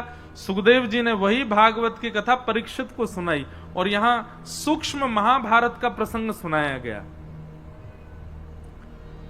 सौनकादि ऋषियों ने प्रश्न किया, बोले महाराज ये परीक्षित कौन है, इनके बारे में हमको विस्तार से बताओ, इनको 7 दिन में मरने का श्राप क्यों लगा? तब यहां से महाभारत का प्रसंग शुरू होता है कि यदा मृधे कौरव संजयाना वीर स्मथो वीर गतिम गतेषु ब्रकोदरा विग्ध गदा विमर्श भ्रगनोरुदंडे धृतराष्ट्रपुत्रे।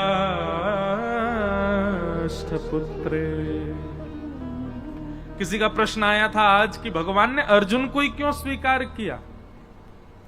योग्य तो युधिष्ठिर भी हैं, योग्य तो नकुल सहदेव भी हैं, योग्य तो भीष्म पितामह भी हैं, पर भगवान ने अर्जुन को ही क्यों स्वीकार किया? बहुत अच्छा प्रश्न है और समझने योग्य बात है। युधिष्ठिर जी धर्म में प्रधान है, इसलिए उनका नाम है धर्मराज युधिष्ठिर। उनका धर्म अतिश्रेष्ठ है। ठाकुर जी को प्रिय लगते हैं पर स्वीकार नहीं किया। इसलिए कोई धर्म के आचरणों को ही पूरे दिन लिखते लिखते करता रहता हो कि ये धर्म में करना, ये धर्म में करना, ठाकुर जी का प्रिय बन जाएगा, पर ठाकुर जी उसको संग रखें इतना प्रिय नहीं लगेगा ठाकुर जी को। नकुल सहदेव बुद्धिमान है, स्वरूपवान है, पर आपके स्वरूप से, आपकी बुद्धि की चाटुकारी से, आपकी चतुराई से ठाकुर जी इतने प्रसन्न नहीं होंगे। प्रिय लग सकते हो पर प्रसन्न होकर ठाकुर जी गले में गलवैयां डाल लें, ये ठाकुर जी नहीं करेंगे। तो ठाकुर जी को रिझाने के लिए धर्म का आचरण नहीं चलेगा। ठाकुर जी को रिझाने के लिए बहुत बुद्धिमान होने से काम नहीं चलेगा।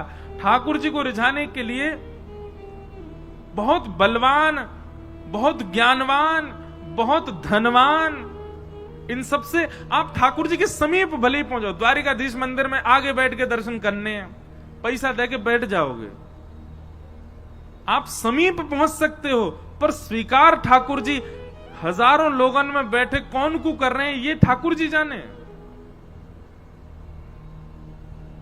इतने सब लोगों में अर्जुन स्वीकार क्यों किया गया? क्योंकि अर्जुन के पास में सब कुछ है, पर सब कुछ गौड़ है, प्रेम प्रधान है। प्रसंग आता है, मैं बहुत बार सुनाता हूं कथा में, कि जब महाभारत का युद्ध निश्चित हुआ तो अर्जुन और दुर्योधन दोनों गए भगवान के पास। दुर्योधन ने जाकर कहा महाभारत युद्ध होने वाला है, आप किस तरफ रहोगे? भगवान बोले पक्षपात में करता नहीं हूं, तुम दोनों मेरे भैया हो। अब ये तो बड़ी विडंबना हो गई कि मैं किस तरफ रहूं। दुर्योधन बोला कि आप में तो शक्ति है, आप दो दो रूप धारण कर सकते हो, एक रूप से हमारे पास रहो, एक रूप से वहां रहो। भगवान बोले फिर तो महाभारत हो गई तुम्हारी, फिर तो जीवन भर चलती रहेगी, कभी खत्म ही नहीं होगी। जब दोनों तरफ ही पर ब्रह्म खड़े हो जाएंगे तो फिर महाभारत पूरा कैसे होगी? बोले कोई तो निधान बताओ। तो भगवान ने बड़ा अटपटा उदाहरण अटपटा निधान निकाला, समाधान निकाला। अच्छा, ठाकुर जी सदैव अटपटे समाधान ही देंगे। जैसे मैं एक उपाय बताता हूं कि कभी आप संशय में पड़ जाओ तो ठाकुर जी के आगे पर्ची डाला करो।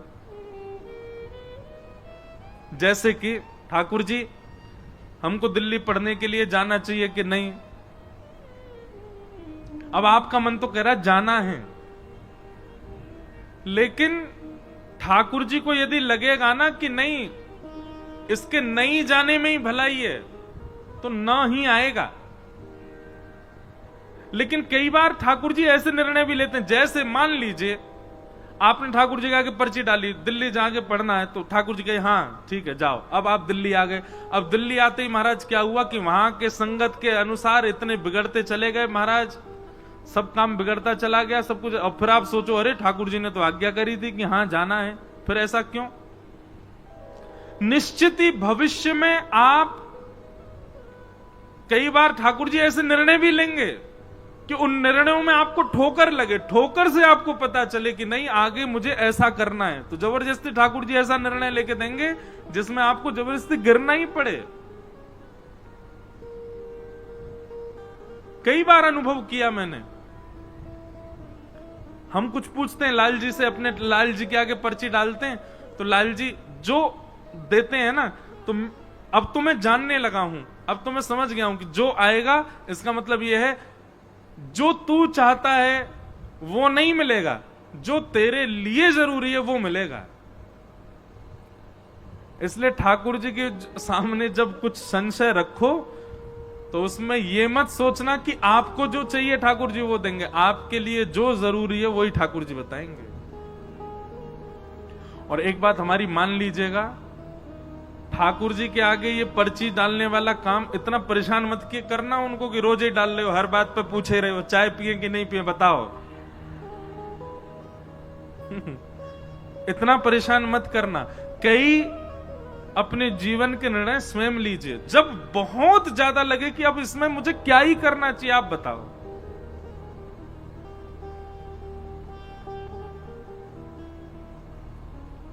जैसे हम अभी गुरु दीक्षा नहीं देते, एक बार पर्ची मैंने मन रखा था कि जन्माष्टमी पर लाल जी से पूछेंगे, तो अचानक मेरे मन में आया कि आज जाके ठाकुर जी से पूछूं, बताओ हम गुरु दीक्षा देंगे। बहुत सारे लोग आते हैं कि दें। अब कभी कभी मन में कई एक तो मुझे ऐसे मिले, वो कह रहे वो आप चाहते नहीं हो कि हम भक्ति मार्ग में आगे बढ़े इसीलिए हमको दे नहीं रहे हो। मैंने भैया ऐसे मत कहो, कुछ भाव है इसलिए नहीं दे रहा। तो ठाकुर जी से हम पूछने गए, तो जैसे ठाकुर जी के आगे पर्ची डाली, उठाई तो उसमें आ गया नहीं अभी मत दो। हमने जाके अपने पिताजी को बताई, मेरे पिताजी ठाकुर जी अभी मना कर रहे हैं दीक्षा देवे की। पिताजी ने समय देखा, बोले 2 बज रहे हैं लाला दोपहर के, और ठाकुर जी के गैया चरावे को समय है। ठाकुर जी अपनी गैयान को हाँक रहे हैं, तू पर्ची डाल के उनको परेशान कर रहा हो। तो गुस्सा में कहिए नहीं, ले जा। बोले जब ठाकुर जी बिल्कुल बैठे हो, आराम कर रहे हो, कोई काम नहीं हो, लाल जी लीला में ही रहते हैं ना, आपको देखने में लग रहे हैं कि वो सिंहासन पर लीला चल रही है ठाकुर जी की। इस समय ठाकुर जी गैया चरा के लौट रहे होंगे। अब कितने बज गए? 6 बज गए, आ गए।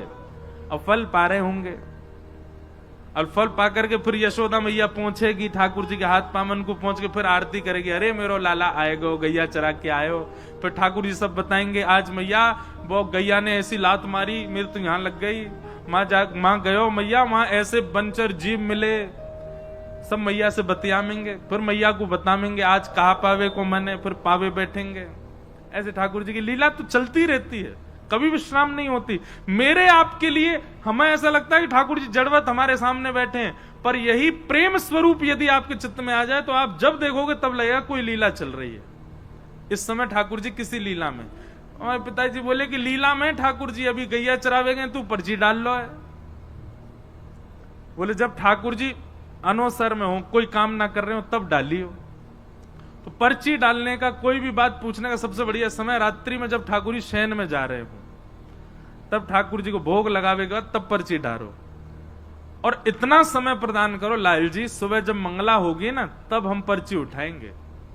रात भर में आपको जो चाहिए इसकी जिद मत करना भगवान से, हाँ ही दे दियो या से काम बनने को नहीं, मेरे लिए जो उपयोगी आप बताना। और फिर ठाकुर जी जो दे दें उत्तर, उस पर इतना विश्वास कर लेना, इतना विश्वास कर लेना। आज हम सही बता रहे हैं, हमने अपने जीवन में ज्यादा नहीं 5 या 6 बार ही ठाकुर जी से पूछा होगा, पर कई निर्णय ऐसे थे जिसमें मन व्यथित हुआ कि नहीं ये तो ठाकुर जी आपको ऐसे नहीं कहना था, ये तो इसमें भलाई होती, ठाकुर जी आपने मना कर दिया। पर जब ठाकुर जी की बात को माना गया तो फिर उसका प्रतिफल मीठा ही मिला। कई बार ठाकुर जी ऐसे निर्णय भी ले देंगे कि जिससे आपको ठोकर भी खानी पड़े, तो भी विश्वास मन में रखना, कोई बात नहीं, ठाकुर जी ने गिराया भी हमारी भलाई के लिए।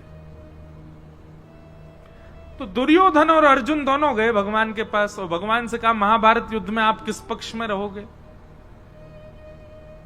तो भगवान ने बड़ा अटपटा निर्णय लिया, अटपटा ही लेते हैं। बोले सुनो, एक तरफ मेरी सेना रहेगी, भगवान की सेना छोटी मोटी नहीं है, अद्भुत द्वारिका की सेना एक तरफ रहेगी, और एक तरफ अकेला मैं रहूंगा। लेकिन मैं जिस तरफ रहूंगा उस तरफ शस्त्र नहीं उठाऊंगा, बिना शस्त्र के रहूंगा जिस तरफ भी रहूंगा। तुम लोग मुझसे बाद में मत कहना कि भाई तलवार उठाओ, धनुष उठाओ, भाला उठाओ, जे उठाओ, कुछ नहीं, खाली हाथ रहूंगा। एक तरफ मेरी सशस्त्र सेना और एक तरफ अकेला बिना शस्त्र का मैं। अब दोनों चूज कर लो, कौन मुझे ले जाएगा, कौन सेना को। तो निश्चित है मैं और आप भी अगर दुर्योधन की तरफ होते तो हम भी भगवान को ठुकरा देते। नहीं मांगते हम ठाकुर जी को।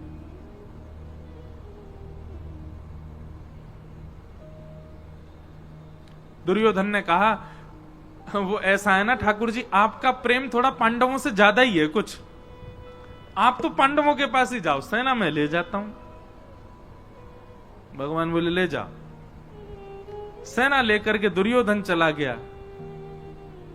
अर्जुन सामने अकेला बैठा है। भगवान बोले, अर्जुन तेरे लिए कितनी भी व्यवस्थाएं बना दूं मैं, लेकिन तेरी बुद्धि कभी जग नहीं सकती। अरे पहले बोल देता कि सेना हमको चाहिए, तुम्हारे पास सैन्य बल कम है। मैंने इसीलिए सेना का प्रस्ताव रखा क्योंकि तुम्हारी सेना कम है कौरवों से, तो तुम कह सकते थे कि हमारे पास सैन्य बल कम है, हमें सेना दे दो। अब मैं बिना शस्त्र के चला जाता कौरवों के पास। अब सेना तो वो ले गया, अब तेरे पास आऊंगा मैं, एक तो वैसी सेना कम तुम्हारी, और ऊपर से एक इंसान और बढ़ गया जो केवल खाएगा और सोएगा, कुछ नहीं करूंगा मैं। लेकिन अर्जुन प्रेमी है, ठाकुर जी के भावों को समझता है। मैं और आप अर्जुन की जगह होते तो रो गए होते इतनी बात में, ठाकुर जी अब फिर से कर दो टॉस, फिर से दे दो हमको, हम सेना ले लेंगे उसको, आप चले जाओ। हम तो कभी कभी मैं सोचता हूं कि बहुत गरीमत है कि द्वापर और त्रेता में हम आप नहीं थे, हम कलयुगी जीव नहीं थे, हम बड़े खतरनाक है महाराज। भगवान बलि के यहां गए तो बामन बन के गए और संकल्प लेते ही विराट हो गए। 2 पग से तीनों लोक नाप लिए। तीसरा पग रखने के लिए भगवान पर पास जगह नहीं बची तो बलि ने कहा तीसरा पग मेरे सिर पर रख दो। कभी कभी मैं सोचता हूं बलि की जगह मैं और आप में से कोई और होता तो हम ठाकुर जी को केस कर देते। बोले क्यों? बोले जब आए थे तब बामन बन के आए थे, चीटिंग करी इन्होंने, बड़े हो गए। हम तो 3 पग जमीन देने को तैयार हैं, पर ये वामन बने, वामन बन के ही लें।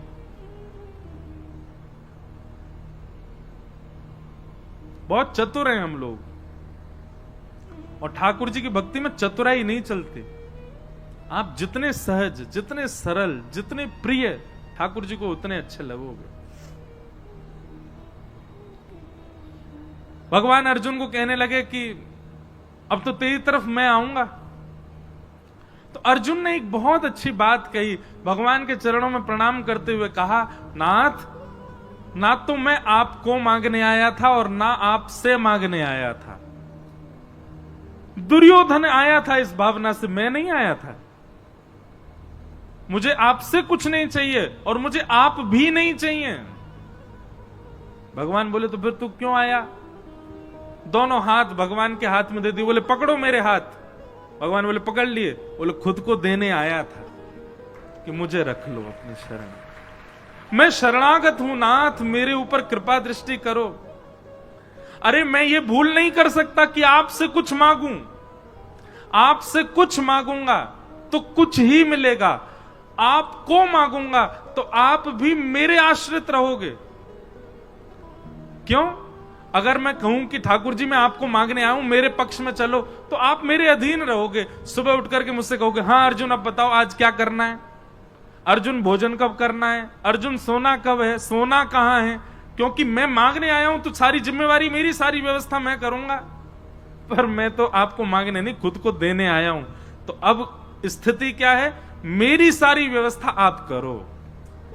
मैं कब सोऊं, कब खाऊं, कहां जाऊं, क्या करूं, कब उठूं, कब बैठूं, कहां बाण चलाऊं, कहां नहीं चलाऊं, कहां मौन रहूं, कहां बोलूं, ये सारी व्यवस्था अब आपके हाथ में है। मैं खुद को देने आया हूं। ये समर्पण देख करके भगवान ने अर्जुन को स्वीकार कर लिया और अर्जुन से 2 बार रीचेक किया भगवान ने। भगवान बोले अर्जुन केवल बोले मत, देख ले मैं कुछ भी आज्ञा कर सकता हूं। अर्जुन कहता करिष्ये वचनम तव, आप करके देख लेना। आप जो आज्ञा करोगे करूंगा। भगवान बोले फिर सोच ले, मैं कुछ भी आज्ञा कर सकता हूं।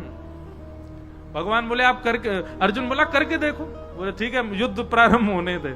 और युद्ध में भगवान ने महाराज अर्जुन के कमर तोड़ के रख दी। ऐसी ऐसी आज्ञा भगवान करें।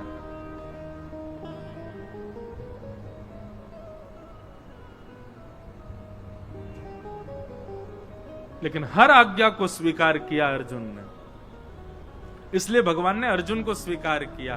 क्यों? क्योंकि बाकी सब तो ठाकुर जी से मांग रहे हैं, ठाकुर जी को मांग रहे हैं, पर अर्जुन ने तो खुद को ठाकुर जी को दिया, खुद को अर्पित किया, समर्पण किया।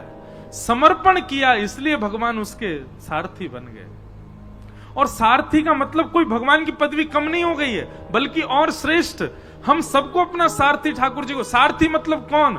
जो राह दिखावे, जो लेकर के चले, कहां जाना है, कहां मुड़ना है, कहां बैठना है, कहां चलना है, ये सारथी ही तो कर सकता है। सारथी के अधीन होता है पीछे बैठा व्यक्ति। हर व्यक्ति अपना सारथी श्री कृष्ण को बनावे।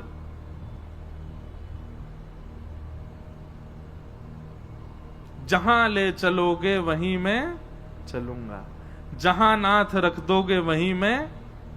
ये जीवन समर्पित चरण में तुम्हारे, तुम ही मेरे सर्वस्व, तुम ही प्राण प्यारे। तुम्हें छोड़कर नाथ किससे कहूंगा, जहां ले चलोगे वहीं मैं चलूंगा। हम लोग ऐसे नहीं जी सकते। हम लोग तो बड़े खतरनाक है महाराज। सुख संपत्ति घर आवे, कष्ट मिटे तन का, ओम जय जगदीश हरे। और अंत में गाते गाते वो तेरा तुझको अर्पण क्या लागे मेरा, ओम जय जगदीश हरे। मेरा क्या है नाथ, सब आपका ही तो है। भगवान कहेंगे लाओ चलो वापस करो हमको, ये घर, ये दुकान, ये गाड़ी सब मेरी है, लाओ सब द्वारिकाधीश को अर्पित करके आओ। अरे ठाकुर जी वो तो आरती में लिखा इसलिए गा रहे थे हम, ऐसे थोड़ी कि आपको सब ले ही लेना है। अर्जुन जैसा समर्पण नहीं है हमारे पास। अर्जुन जैसा समर्पण लाओ। भगवान ने एक बार कह दिया तो ना, हां तो हां। ऐसा समर्पण था अर्जुन का, इसलिए भगवान ने अर्जुन को स्वीकार किया। कोई समर्पित हो अर्जुन के भांति। और एक बात मैं कथा में कहा करता हूं, भैया अगर आपकी इस कथा को सुनकर के मन में आ गया हो कि हम भी अर्जुन की तरह समर्पित होंगे, तो पहले ही ध्यान रखना, कस करके सीट बेल्ट बांध लेना अपने जीवन रूपी हवाई जहाज में। क्योंकि जैसे ही आप ये निर्णय लोगे कि अब जो ठाकुर जी जो कहेंगे हम वही करेंगे, ठाकुर जी जो देंगे वही पाएंगे, ठाकुर जी जो चाहेंगे वही होगा, तो फिर बहुत ऊंची विमान की ऊंचाई होगी, रोलर कोस्टर जीवन बन जाएगा। कब ऊपर, कब नीचे, कब यहां, कब वहां, कब महाराज झकझोर के फेंक देंगे ठाकुर जी। लेकिन कभी छोड़ेंगे नहीं। एक बार यदि कोई समर्पित हो गया तो निश्चित है ठाकुर जी उसके साथ खेलेंगे बहुत, पर उसका हाथ छोड़ नहीं सकते।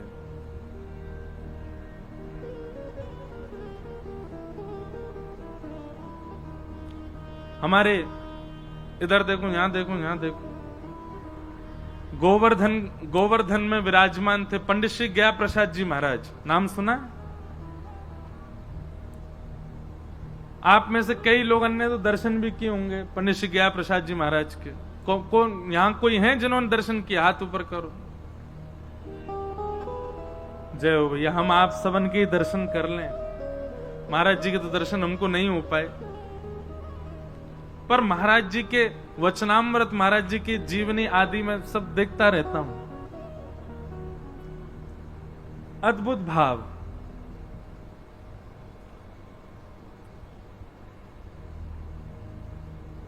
सब लोग सावधानी से कथा सुनो। कोई आए कोई जाए, आप तो बस भाव से सुनो कथा।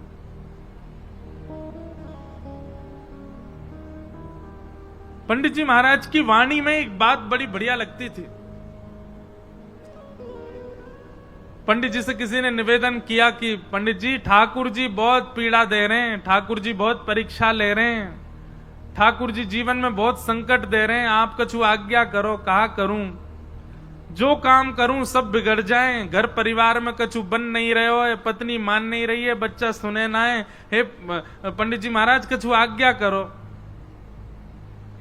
पंडित श्री गया प्रसाद जी महाराज आज्ञा देते हुए कितनी अच्छी बात कहते, बोले अरे भैया, ब्रजभाषा में ही बोलते, बोले जी कन्हैया है ना, जाको खेलवे को बड़ो मन करे, सोचे हमारे संग खेल खेलो करे। कभी पत्नी को उठाए दे, कभी बालकन को उठाए दे, कभी काम बिगाड़ दे, जाके हम सबरे खिलौना है, जो हमारे संग खेल है। लेकिन भैया या बात से दुखी मत हो कि ठाकुर जी खेल काहे को रहे, बल्कि ठाकुर जी से प्रार्थना करो, जितनो मन चाहो ठाकुर जी उतनो खेलो, पर खिलौना बदलना नहीं चाहिए, मैं ही रहूं आपको खिलौना, खूब खेलो।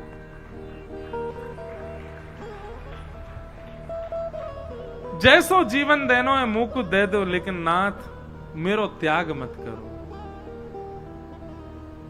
हरि जी मोरे। आज पूज्य गुरुदेव भगवान, हमारे पूज्य पिताजी महाराज, पूज्य गुरुदेव भगवान, दो संबंध हैं, गुरु स्वरूप भी हैं, पिता स्वरूप भी हैं, आज कथा में पधारे हैं। आप श्री को बारंबार प्रणाम है। बोलो वृंदावन बिहारी लाल। हरि जी मोरे अब गुण चेतना धरो, हरि जी मोरे अब गुण चेतना धरो, प्रभु जी मोरे अब गुण चेतना धरो, हरि जी मोरे अब गुण चेतना धरो।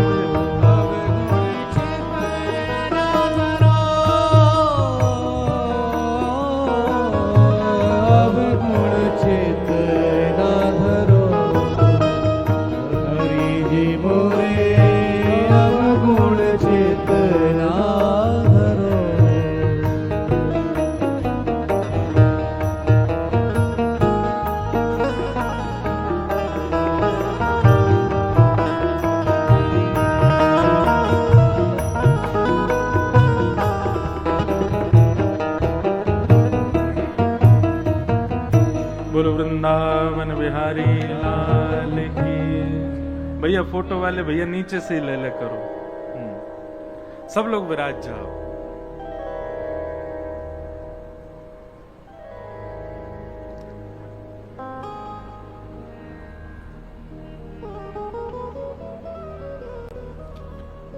यह भी एक सौभाग्य है ब्रज की कथा का कि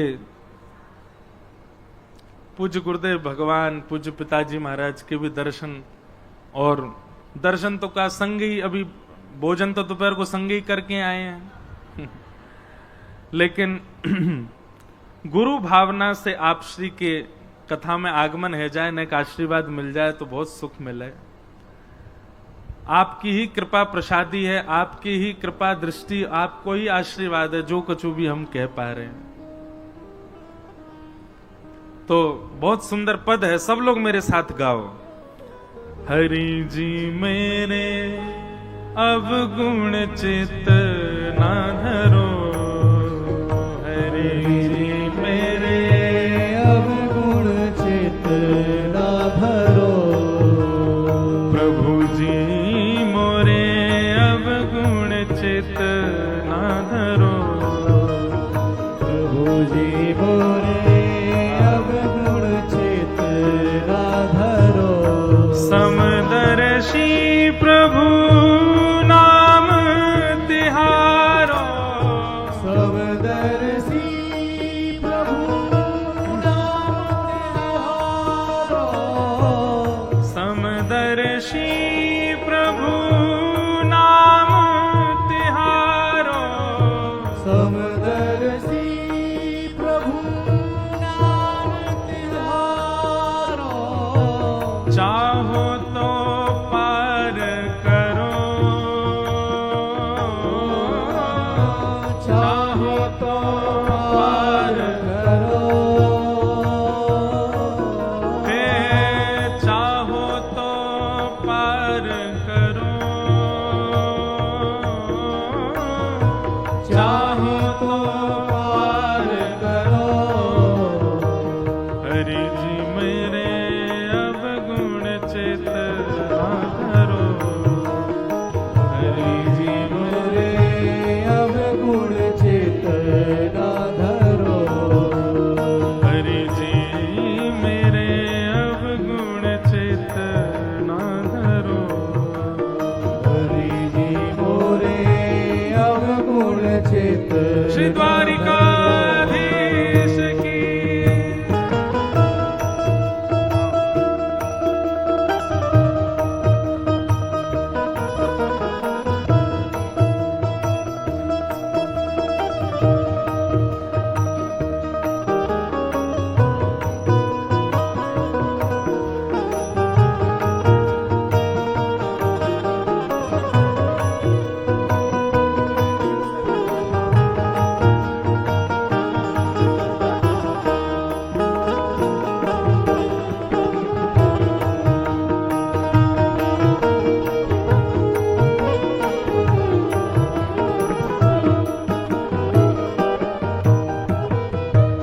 एक लोहा पूजा मेरा क्यों,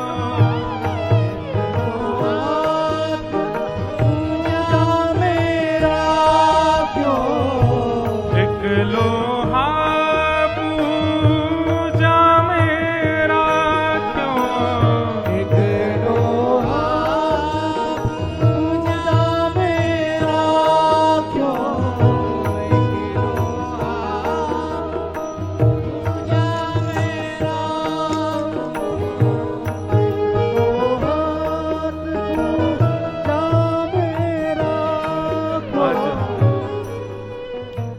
बड़ी कृपा भई है। आज पूज्य गुरुदेव भगवान पधारे हैं और श्री वृंदावन से श्रीमद् भागवत के अद्भुत वक्ता और श्रीनाथ जी की अद्भुत सेवा, शरणागति श्रीनाथ जी की जो खूब लाड़ लड़ा में खूब सेवा करें और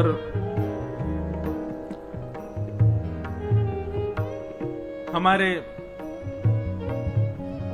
ऊपर भी जिनकी खूब कृपा है, ठाकुर जी की श्री लाल जी की सेवा में जिनकी आज्ञा खूब प्राप्त होवे और उन्हीं की आज्ञा से सेवा में विस्तार होवे, ऐसे पूज्य श्री रसिया बाबा महाराज पधारे हैं। आपको भी बारंबार प्रणाम।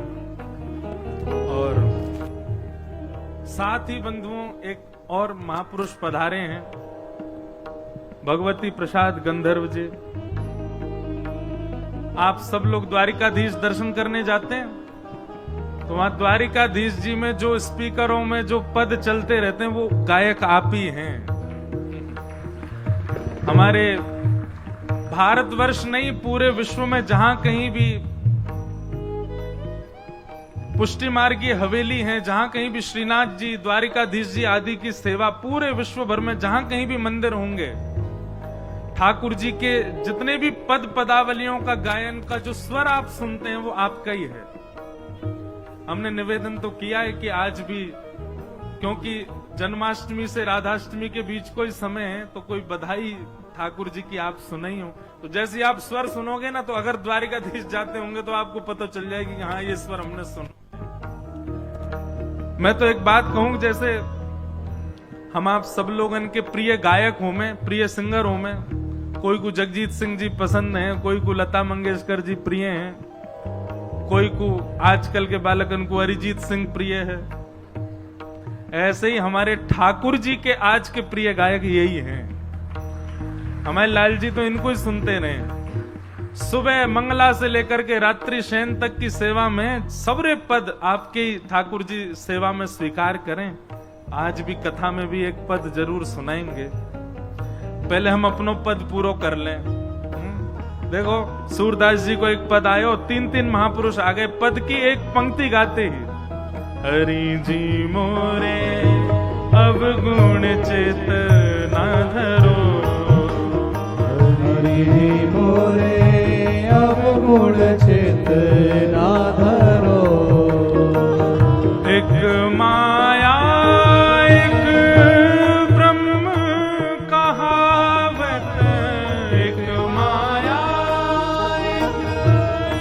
ऊंचे स्वर में गाओ सब लोग।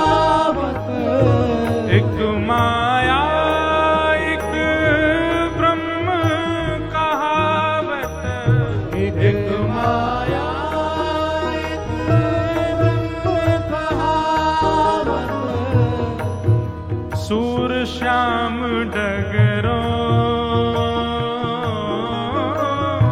शूर श्याम झगरो, हे शूर श्याम झगरो, सूर श्याम झगरो। काय बात से झगरे? हे अब की बेर मोहे पार उतारो, अब की बेर मोहे पार उतारो, अब की बेर मोहे पार उतारो, अब की बेर मोहे पार उतारो। क्यों नाही पन जात तरो, नाही पन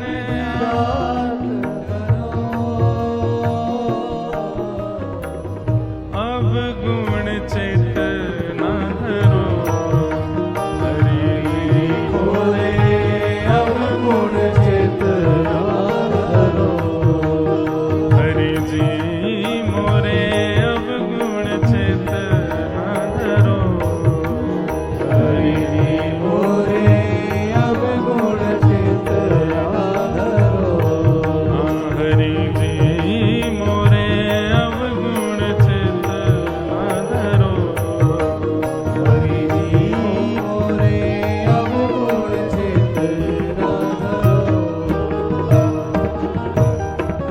बोलो द्वारिकाधीश की जय। अभी अभी एक भाव मन में आ रहा हो कि हम सब गा रहे हैं कि हरि जी मेरे अवगुण चित्त ना धरो। मेरे अवगुणों को ठाकुर जी आप देखना नहीं। तो मानो ये पंक्ति गानी प्रारंभ करी तो पहले पूज्य गुरुदेव भगवान आए, फिर पूज्य श्री रसिया बाबा महाराज आए, भगवती प्रसाद गंधर्व जी आ गए। तो मानो ठाकुर जी ने 3 महापुरुष भेज के प्रमाणित कर दियो, ना धर रो अवगुण तेरे चित्त में, तू चिंता मत करे। ये 3 वैष्णवन को भेज करके ठाकुर जी मानो ये कह रहे हैं कि भैया आप प्रत्यक्ष प्रकट है कि ठाकुर जी ना कहेंगे कि तेरे अवगुण में ना देख रहो, ना विचार कर रहो। तो यही भाव से मानो ठाकुर जी प्रमाणित कर रहे हो, कोई बात ना भैया, क्षमा किए, तेरे अवगुणन पे मेरी दृष्टि ना है, तू आनंद कर। तो ऐसी भावना है।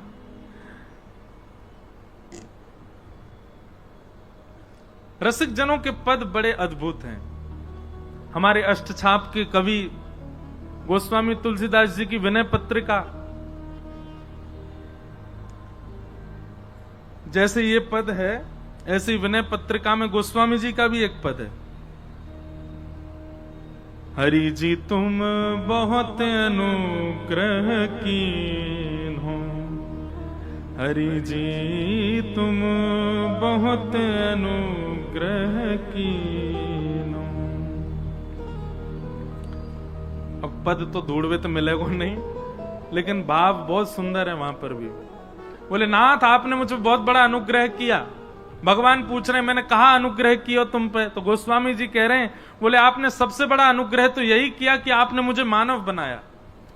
श्रीमद् भागवत में भी भगवान कहते हैं, हृदय माध्यम सुलभम सुदुर्लभम प्लवम सुकल्पम गुरुकर्ण धारम मयानुकूलेन नभस्वतेरितम पुमान भवाब्धिम न तरेत्स आत्मा। मैंने मानव के ऊपर सबसे बड़ी कृपा यही की कि मैंने उसको मानव बनाया। अरे नित्य इसी बात का धन्यवाद कहो ठाकुर जी कि हमको आपने कोई जीव जंतु तो नहीं बनाया, मानव बनाया।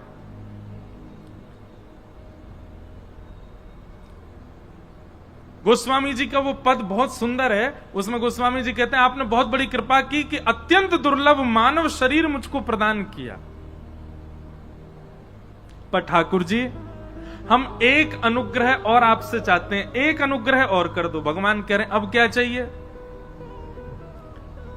तब गोस्वामी जी कहते हैं कि संसार रूपी विषय सरोवर में मेरी मन रूपी मछली घूम रही है।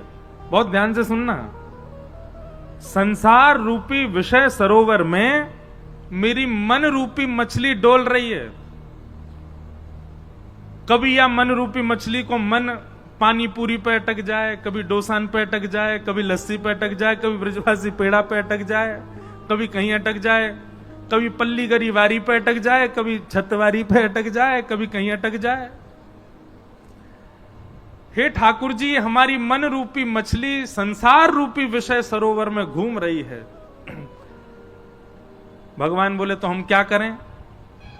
बोले जिस प्रकार मछली पकड़ने वाला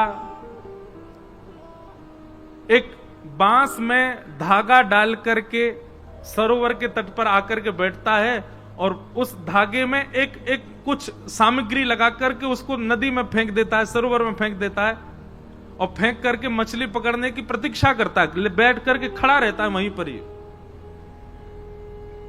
भगवान बोले तो बोले नाथ, ऐसे ही आप अपनी कृपा रूपी वंशी लेकर के और अनुग्रह रूपी वो धागे में कछु कृपा बांध करके या विषय रूपी सरोवर में छोड़ दो। भगवान बोले तुम क्या करोगे? बोले आप खड़े खड़े इंतजार करो, विषय में घूमते घूमते घूमते घूमते जा दिन मेरो मन रूपी मछली आपके वह कृपा रूपी सामग्री से आकर के टकरा जाए, जैसे ही वह कांटे में फंस जाए, सोई रस्सी खींच करके मुंह को बाहर निकाल ली हूं। अब सुनने में तो आप लोगों को बड़ा सामान्य लगा, लेकिन ये भगवान को आज्ञा क्या दी जा रही है? आप आकर के सरोवर पर इस विषय रूपी नदी में कृपा रूपी डोर से अनुग्रह रूपी रस्सी डाल करके बैठे रहो, प्रतीक्षा करो। मैं यत्न नहीं करूंगा आपके पास आने का, आप बस कृपा रूपी रस्सी डाल के बैठे रहो। काओ दिना गलती से मैं टकरा जाऊं सो मुंह को बाहर निकाल लिया। भगवान बोले गोस्वामी जी बड़े चतुर हो आप, ऐसी चतुराई भक्तन में अच्छी है। सांसारिक चतुराई ठाकुर जी को प्रिय नहीं, लेकिन भक्ति में चतुराई हो तो ठाकुर जी को बहुत बढ़िया लगे।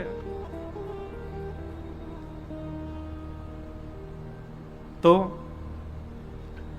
हम किस विषय पर चर्चा कर रहे थे? अर्जुन। भगवान ने अर्जुन को ही क्यों स्वीकार किया? महाभारत में इतने पात्र हैं, केवल अर्जुन ही क्यों प्रिय है ठाकुर जी को? क्योंकि अर्जुन ने पूर्ण समर्पण किया है। करिष्ये वचनम तव, आप जो कहोगे वो मेरे लिए अध्यादेश है, उसके आगे किंतु परंतु नहीं कहूंगा मैं। इसलिए भगवान ने अर्जुन को स्वीकार किया। तो महाभारत का प्रसंग सुनाया गया। अब प्रसंग बहुत बार विस्तार से कहा है, थोड़ा हम आगे चलते हैं। प्रथम स्कंद विश्राम कर दें, कल फिर ठाकुर जी का जन्मोत्सव भी होना है, महापुरुषों के थोड़े वचनामृत भी सुनेंगे। तो अभी हम विषय जो प्रमुख हो उसको थोड़ा थोड़ा कह के चलेंगे। महाभारत का युद्ध विश्राम हो गया, परंतु दुर्योधन ने बदला लेने के लिए अश्वत्थामा को भेज दिया और कहा जाओ जाकर के पांचों पांडवों को सोते हुए मार दो। सोते हुए 5 पांडव तो नहीं मार पाया, पर द्रौपदी के 5 पुत्र उसी शिविर में सोए थे। उसको लगा अंधेरे के कारण 5 पांडव ही हैं, निर्दोष बालक मार दिए द्रौपदी के, जिसके कारण अश्वत्थामा को बंदी बना करके भगवान की आज्ञा मान करके अर्जुन ने उसके आधी दाढ़ी मूछ शिखा छेदन करके मणिम जहार मूर्धन्यम, उसकी मणि को निकाल लिया और उसको छोड़ दिया। क्योंकि ब्राह्मण था, भगवान ने मना किया, ब्राह्मण है, इसको मारना नहीं। अब इस विषय पर हम थोड़ा विस्तार करते हैं कथा में कि अगर भगवान मना कर रहे हैं ब्राह्मण को नहीं मारना चाहिए, तो फिर खुद ने रावण क्यों मारा? भगवान मना कर रहे हैं ब्राह्मण को नहीं मारना चाहिए, तो स्वयं ने नृसिंह रूप में हिरण्यकश्यप क्यों मारा?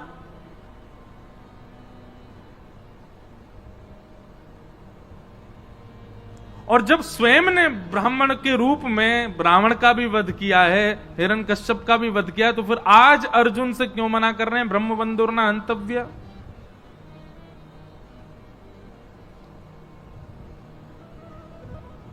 अब विषय तो बहुत बड़ा है, पर सूक्ष्म में कहूं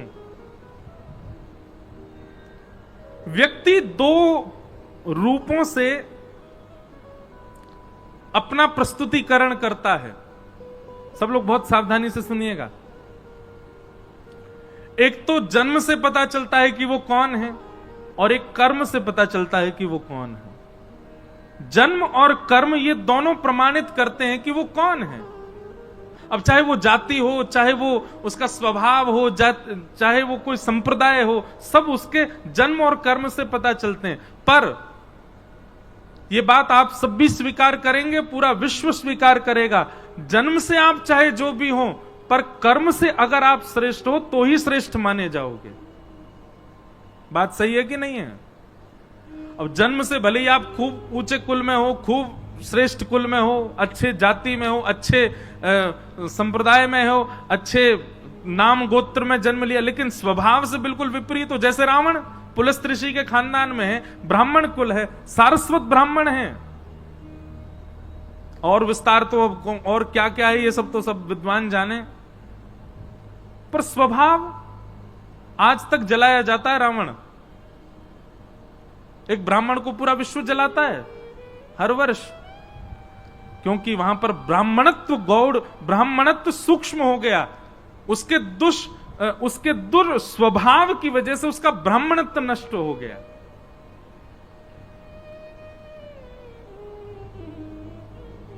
जन्म से और कर्म से हमारा स्वरूप पता चलता है।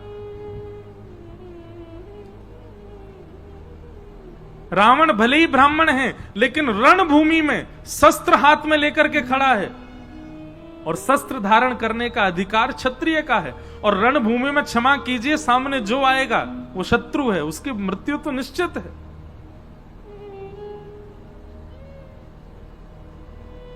इसलिए वहां पर यह नहीं देखा गया कि वो ब्राह्मण है, सशस्त्र खड़ा है। शास्त्र हाथ में होने चाहिए ब्राह्मणों के, तो शस्त्र नहीं, वो शस्त्र लेकर के खड़ा है, और रणभूमि में खड़ा है, युद्ध भूमि में खड़ा है। और उसके बाद एक पर स्त्री को बंधी बना करके अपहरण करके खड़ा है, पूर्ण रूपेण अपने ब्राह्मणत्व का नाश कर दिया है। इसलिए ठाकुर जी ने वहां विचार नहीं किया है। और रही बात अश्वत्थामा की, आतताई है, रणभूमि में नहीं आया है। रणभूमि में अश्वत्थामा के पिता थे तो मारे गए, ये तो छिप करके एक कायरों जैसा काम कर रहा है। भगवान ने एक प्रकार से उसको ब्राह्मण कहकर के छोड़ दो, इससे कोई भलाई नहीं, इससे कोई ऐसा नहीं कि उसके ऊपर कृपा की, बल्कि अश्वत्थामा को और बड़ा दंड दिया। अगर इसको मार दोगे तो इसकी मृत्यु 2 क्षण में हो जाएगी, ऐसा करके इसको जीवित छोड़ दो कि हर क्षण मरे। बल्कि भगवान ने तो उसको और कड़ा दंड दिलवाया है। अश्वत्थामा आज भी चिरंजीवी है, आज भी जीवित है, परंतु अपने चिरंजीव होने पर, अपने अमर होने पर अश्वत्थामा को कभी प्रसन्नता नहीं होती होगी, रोता ही होगा हर क्षण।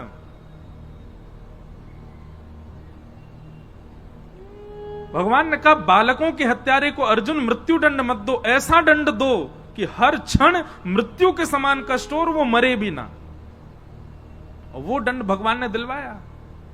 और रही बात, एक मेरी बात आप बहुत ध्यान से सुनिएगा, कई जगह ब्राह्मणों के लिए थोड़ा पक्ष आता है कि उनको ऐसा नहीं, उनके प्रति ऐसा, तो कई लोग बोलते हैं महाराज जी उनके पक्षपाती हैं क्या भगवान? हाँ हैं। एक बात ध्यान से सुनना, सबके लिए दंड का निधान है। सबके लिए भगवान कहते हैं तुम ही दंड दे दो, ब्राह्मण को दंड मत दो। तो हमको लगता है भगवान पक्ष कर रहे हैं, ब्राह्मणों के लिए इतनी छूट कर देते हैं। नहीं, भगवान कहते हैं बाकियों को दंड तुम दो, ब्राह्मणों को तो मैं दंड दूंगा। अरे मैंने ब्राह्मण कुल में भेजा, इतने श्रेष्ठ कुल में भेजा, इतना योग्य बना करके, उसके बाद भी दुष्कर्म। तो ब्राह्मण यदि कुछ गलत करते हैं तो भले ही समाज में उनको मुक्त कर दिया जाए, पर ठाकुर जी कहते हैं कि उनको तो फिर मैं दंड दूंगा। क्यों? क्योंकि श्रेष्ठ कुल में इसलिए थोड़ी भेजा है कि तुम यहां जाकर के ये सब करो। अश्वत्थामा को मुक्त नहीं किया भगवान ने, मृत्यु से भी बड़ा दंड दिलवा दिया, आज तक मृत्यु को प्राप्त कर रहा है। इस प्रकार पूरी लीला हुई। आगे फिर भगवान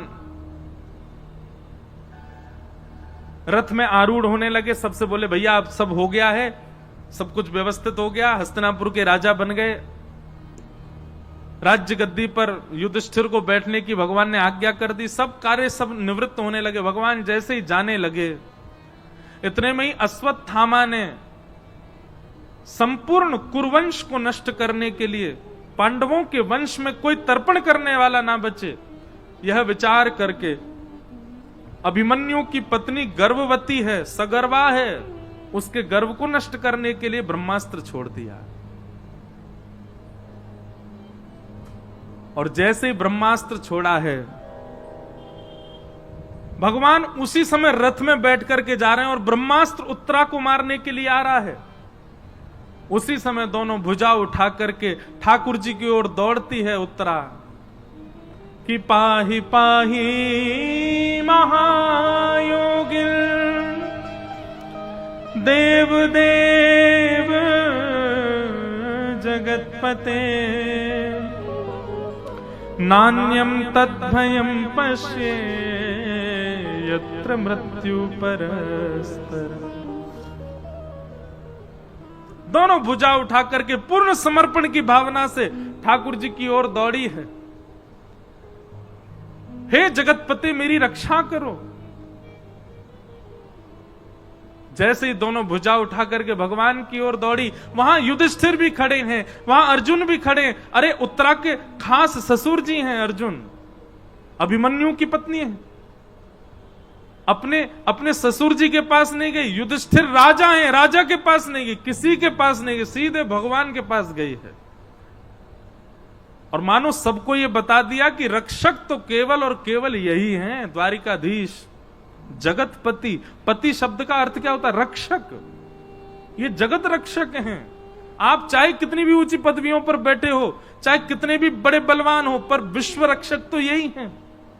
इसलिए किसी की शरण में नहीं गए। द्रौपदी ने जो गलती की थी चीरहरण के समय, सबके आगे हाथ फैलाए। आज उत्तरा ने वो गलती नहीं की, सीधी दौड़ी भगवान के पास। और मानो ऐसा विद्वज्जन कहते हैं कि उत्तरा ने भगवान से जाके कहा, मुझे भले ही कुछ भी हो जाए, मेरे गर्भ के बालक को बचा लीजिए, मेरे गर्भ के उस बालक को जीवित रखिएगा नाथ।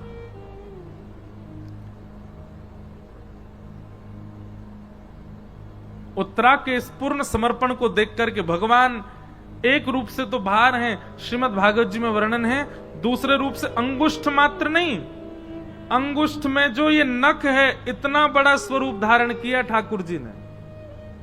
इतना बड़ा स्वरूप धारण करके ठाकुर जी उत्तरा के गर्भ में प्रवेश कर गए और अपनी गदा को इतनी द्रुत गति से घुमाया कि आकाश से आ रहा वो ब्रह्मास्त्र आकाश में ही नष्ट हो गया। भगवान ने उत्तरा के बालक की रक्षा की। ताली बजाने वाली बात ये नहीं थी, ताली वैसे तो थी, पर इससे भी श्रेष्ठ बात अब आएगी। क्या? जैसे ही सबको पता चला कि आकाश में ब्रह्मास्त्र नष्ट हो गया, तो सब लोग भगवान की जय जयकार करने लगे। अरे द्वारिकाधीश की जय, कृष्ण कन्हैया लाल की जय, देवकी नंदन गोपाल की जय। भगवान बोले चुप चुप, क्या कर रहे हो आप लोग? मेरी जय जयकार क्यों कर रहे हो? बोले लाला तुम्हारी शरण में आई तो तुमने ही बचा ली। बोले मैं तो तुम्हारे सामने खड़ा हूं, मैंने तो कुछ किया ही ना, मैं तो यहीं खड़ा हूं, मैं तो हिलो भी ना अपनी जगह थे। तो बोले फिर ये ब्रह्मास्त्र कैसे नष्ट भयो? तो ठाकुर जी बोले ये तो उत्तरा के पातिव्रत और उत्तरा के जीवन की तपस्या का फल है कि उसने अपने तप बल से ब्रह्मास्त्र को नष्ट कर दिया। बात समझे? ये ठाकुर जी का स्वभाव है, क्रिया करने के बाद भी आपको ऐसा दर्शाते हैं कि आपने ही किया था, भगवान ने कुछ नहीं किया।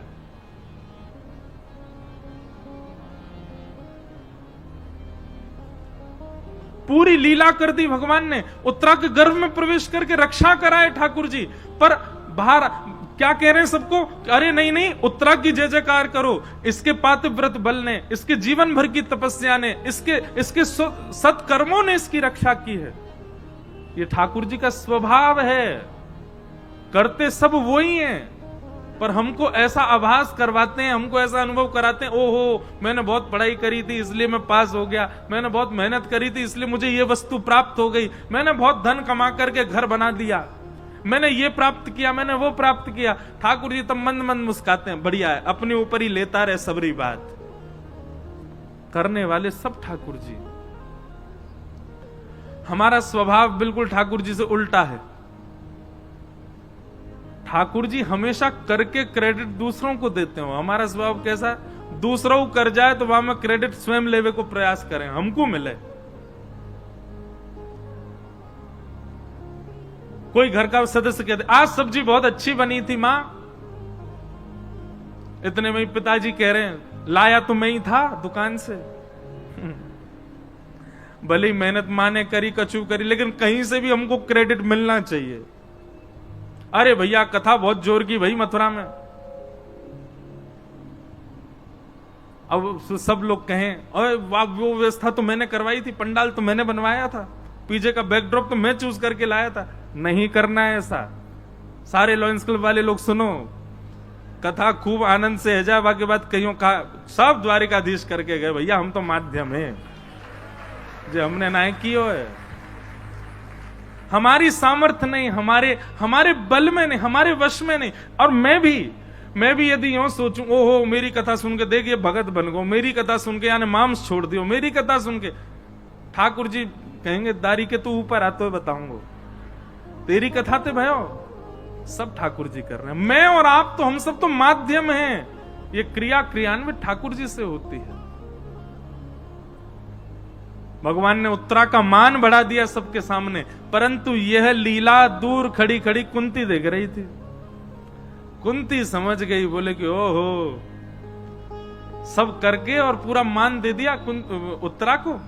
और भगवान बोले अब भैया उत्तरा में व्यस्त हो, सबको व्यस्त कर दिया उत्तरा में। सब कहने लगे अरे उत्तरा तेरे भजन बल ने देख ब्रह्मास्त्र नष्ट कर दियो, तेरे आत्म बल ने देख ब्रह्मास्त्र नष्ट कर दियो, सब व्यस्त हो गए। भगवान बोले अब सब लोग लगो, हम जा रहे हैं द्वारिका। जैसे ही रथ में आरूढ़ हुए, कुंती सामने आ गई, रथ रोक लिया, बोले नीचे आओ हमसे मिलके जाओ। भगवान पुनः उतर करके आए और कुंती जी ने यहां पर भगवान की एक स्तुति गाई है। अब स्तुति तो बहुत सुंदर है, बहुत विस्तृत है, बहुत अद्भुत है, पर एक भाव बहुत ध्यान से सुनना। संपूर्ण स्तुति गाने के बाद में कुंती भगवान से कहती है कि विपद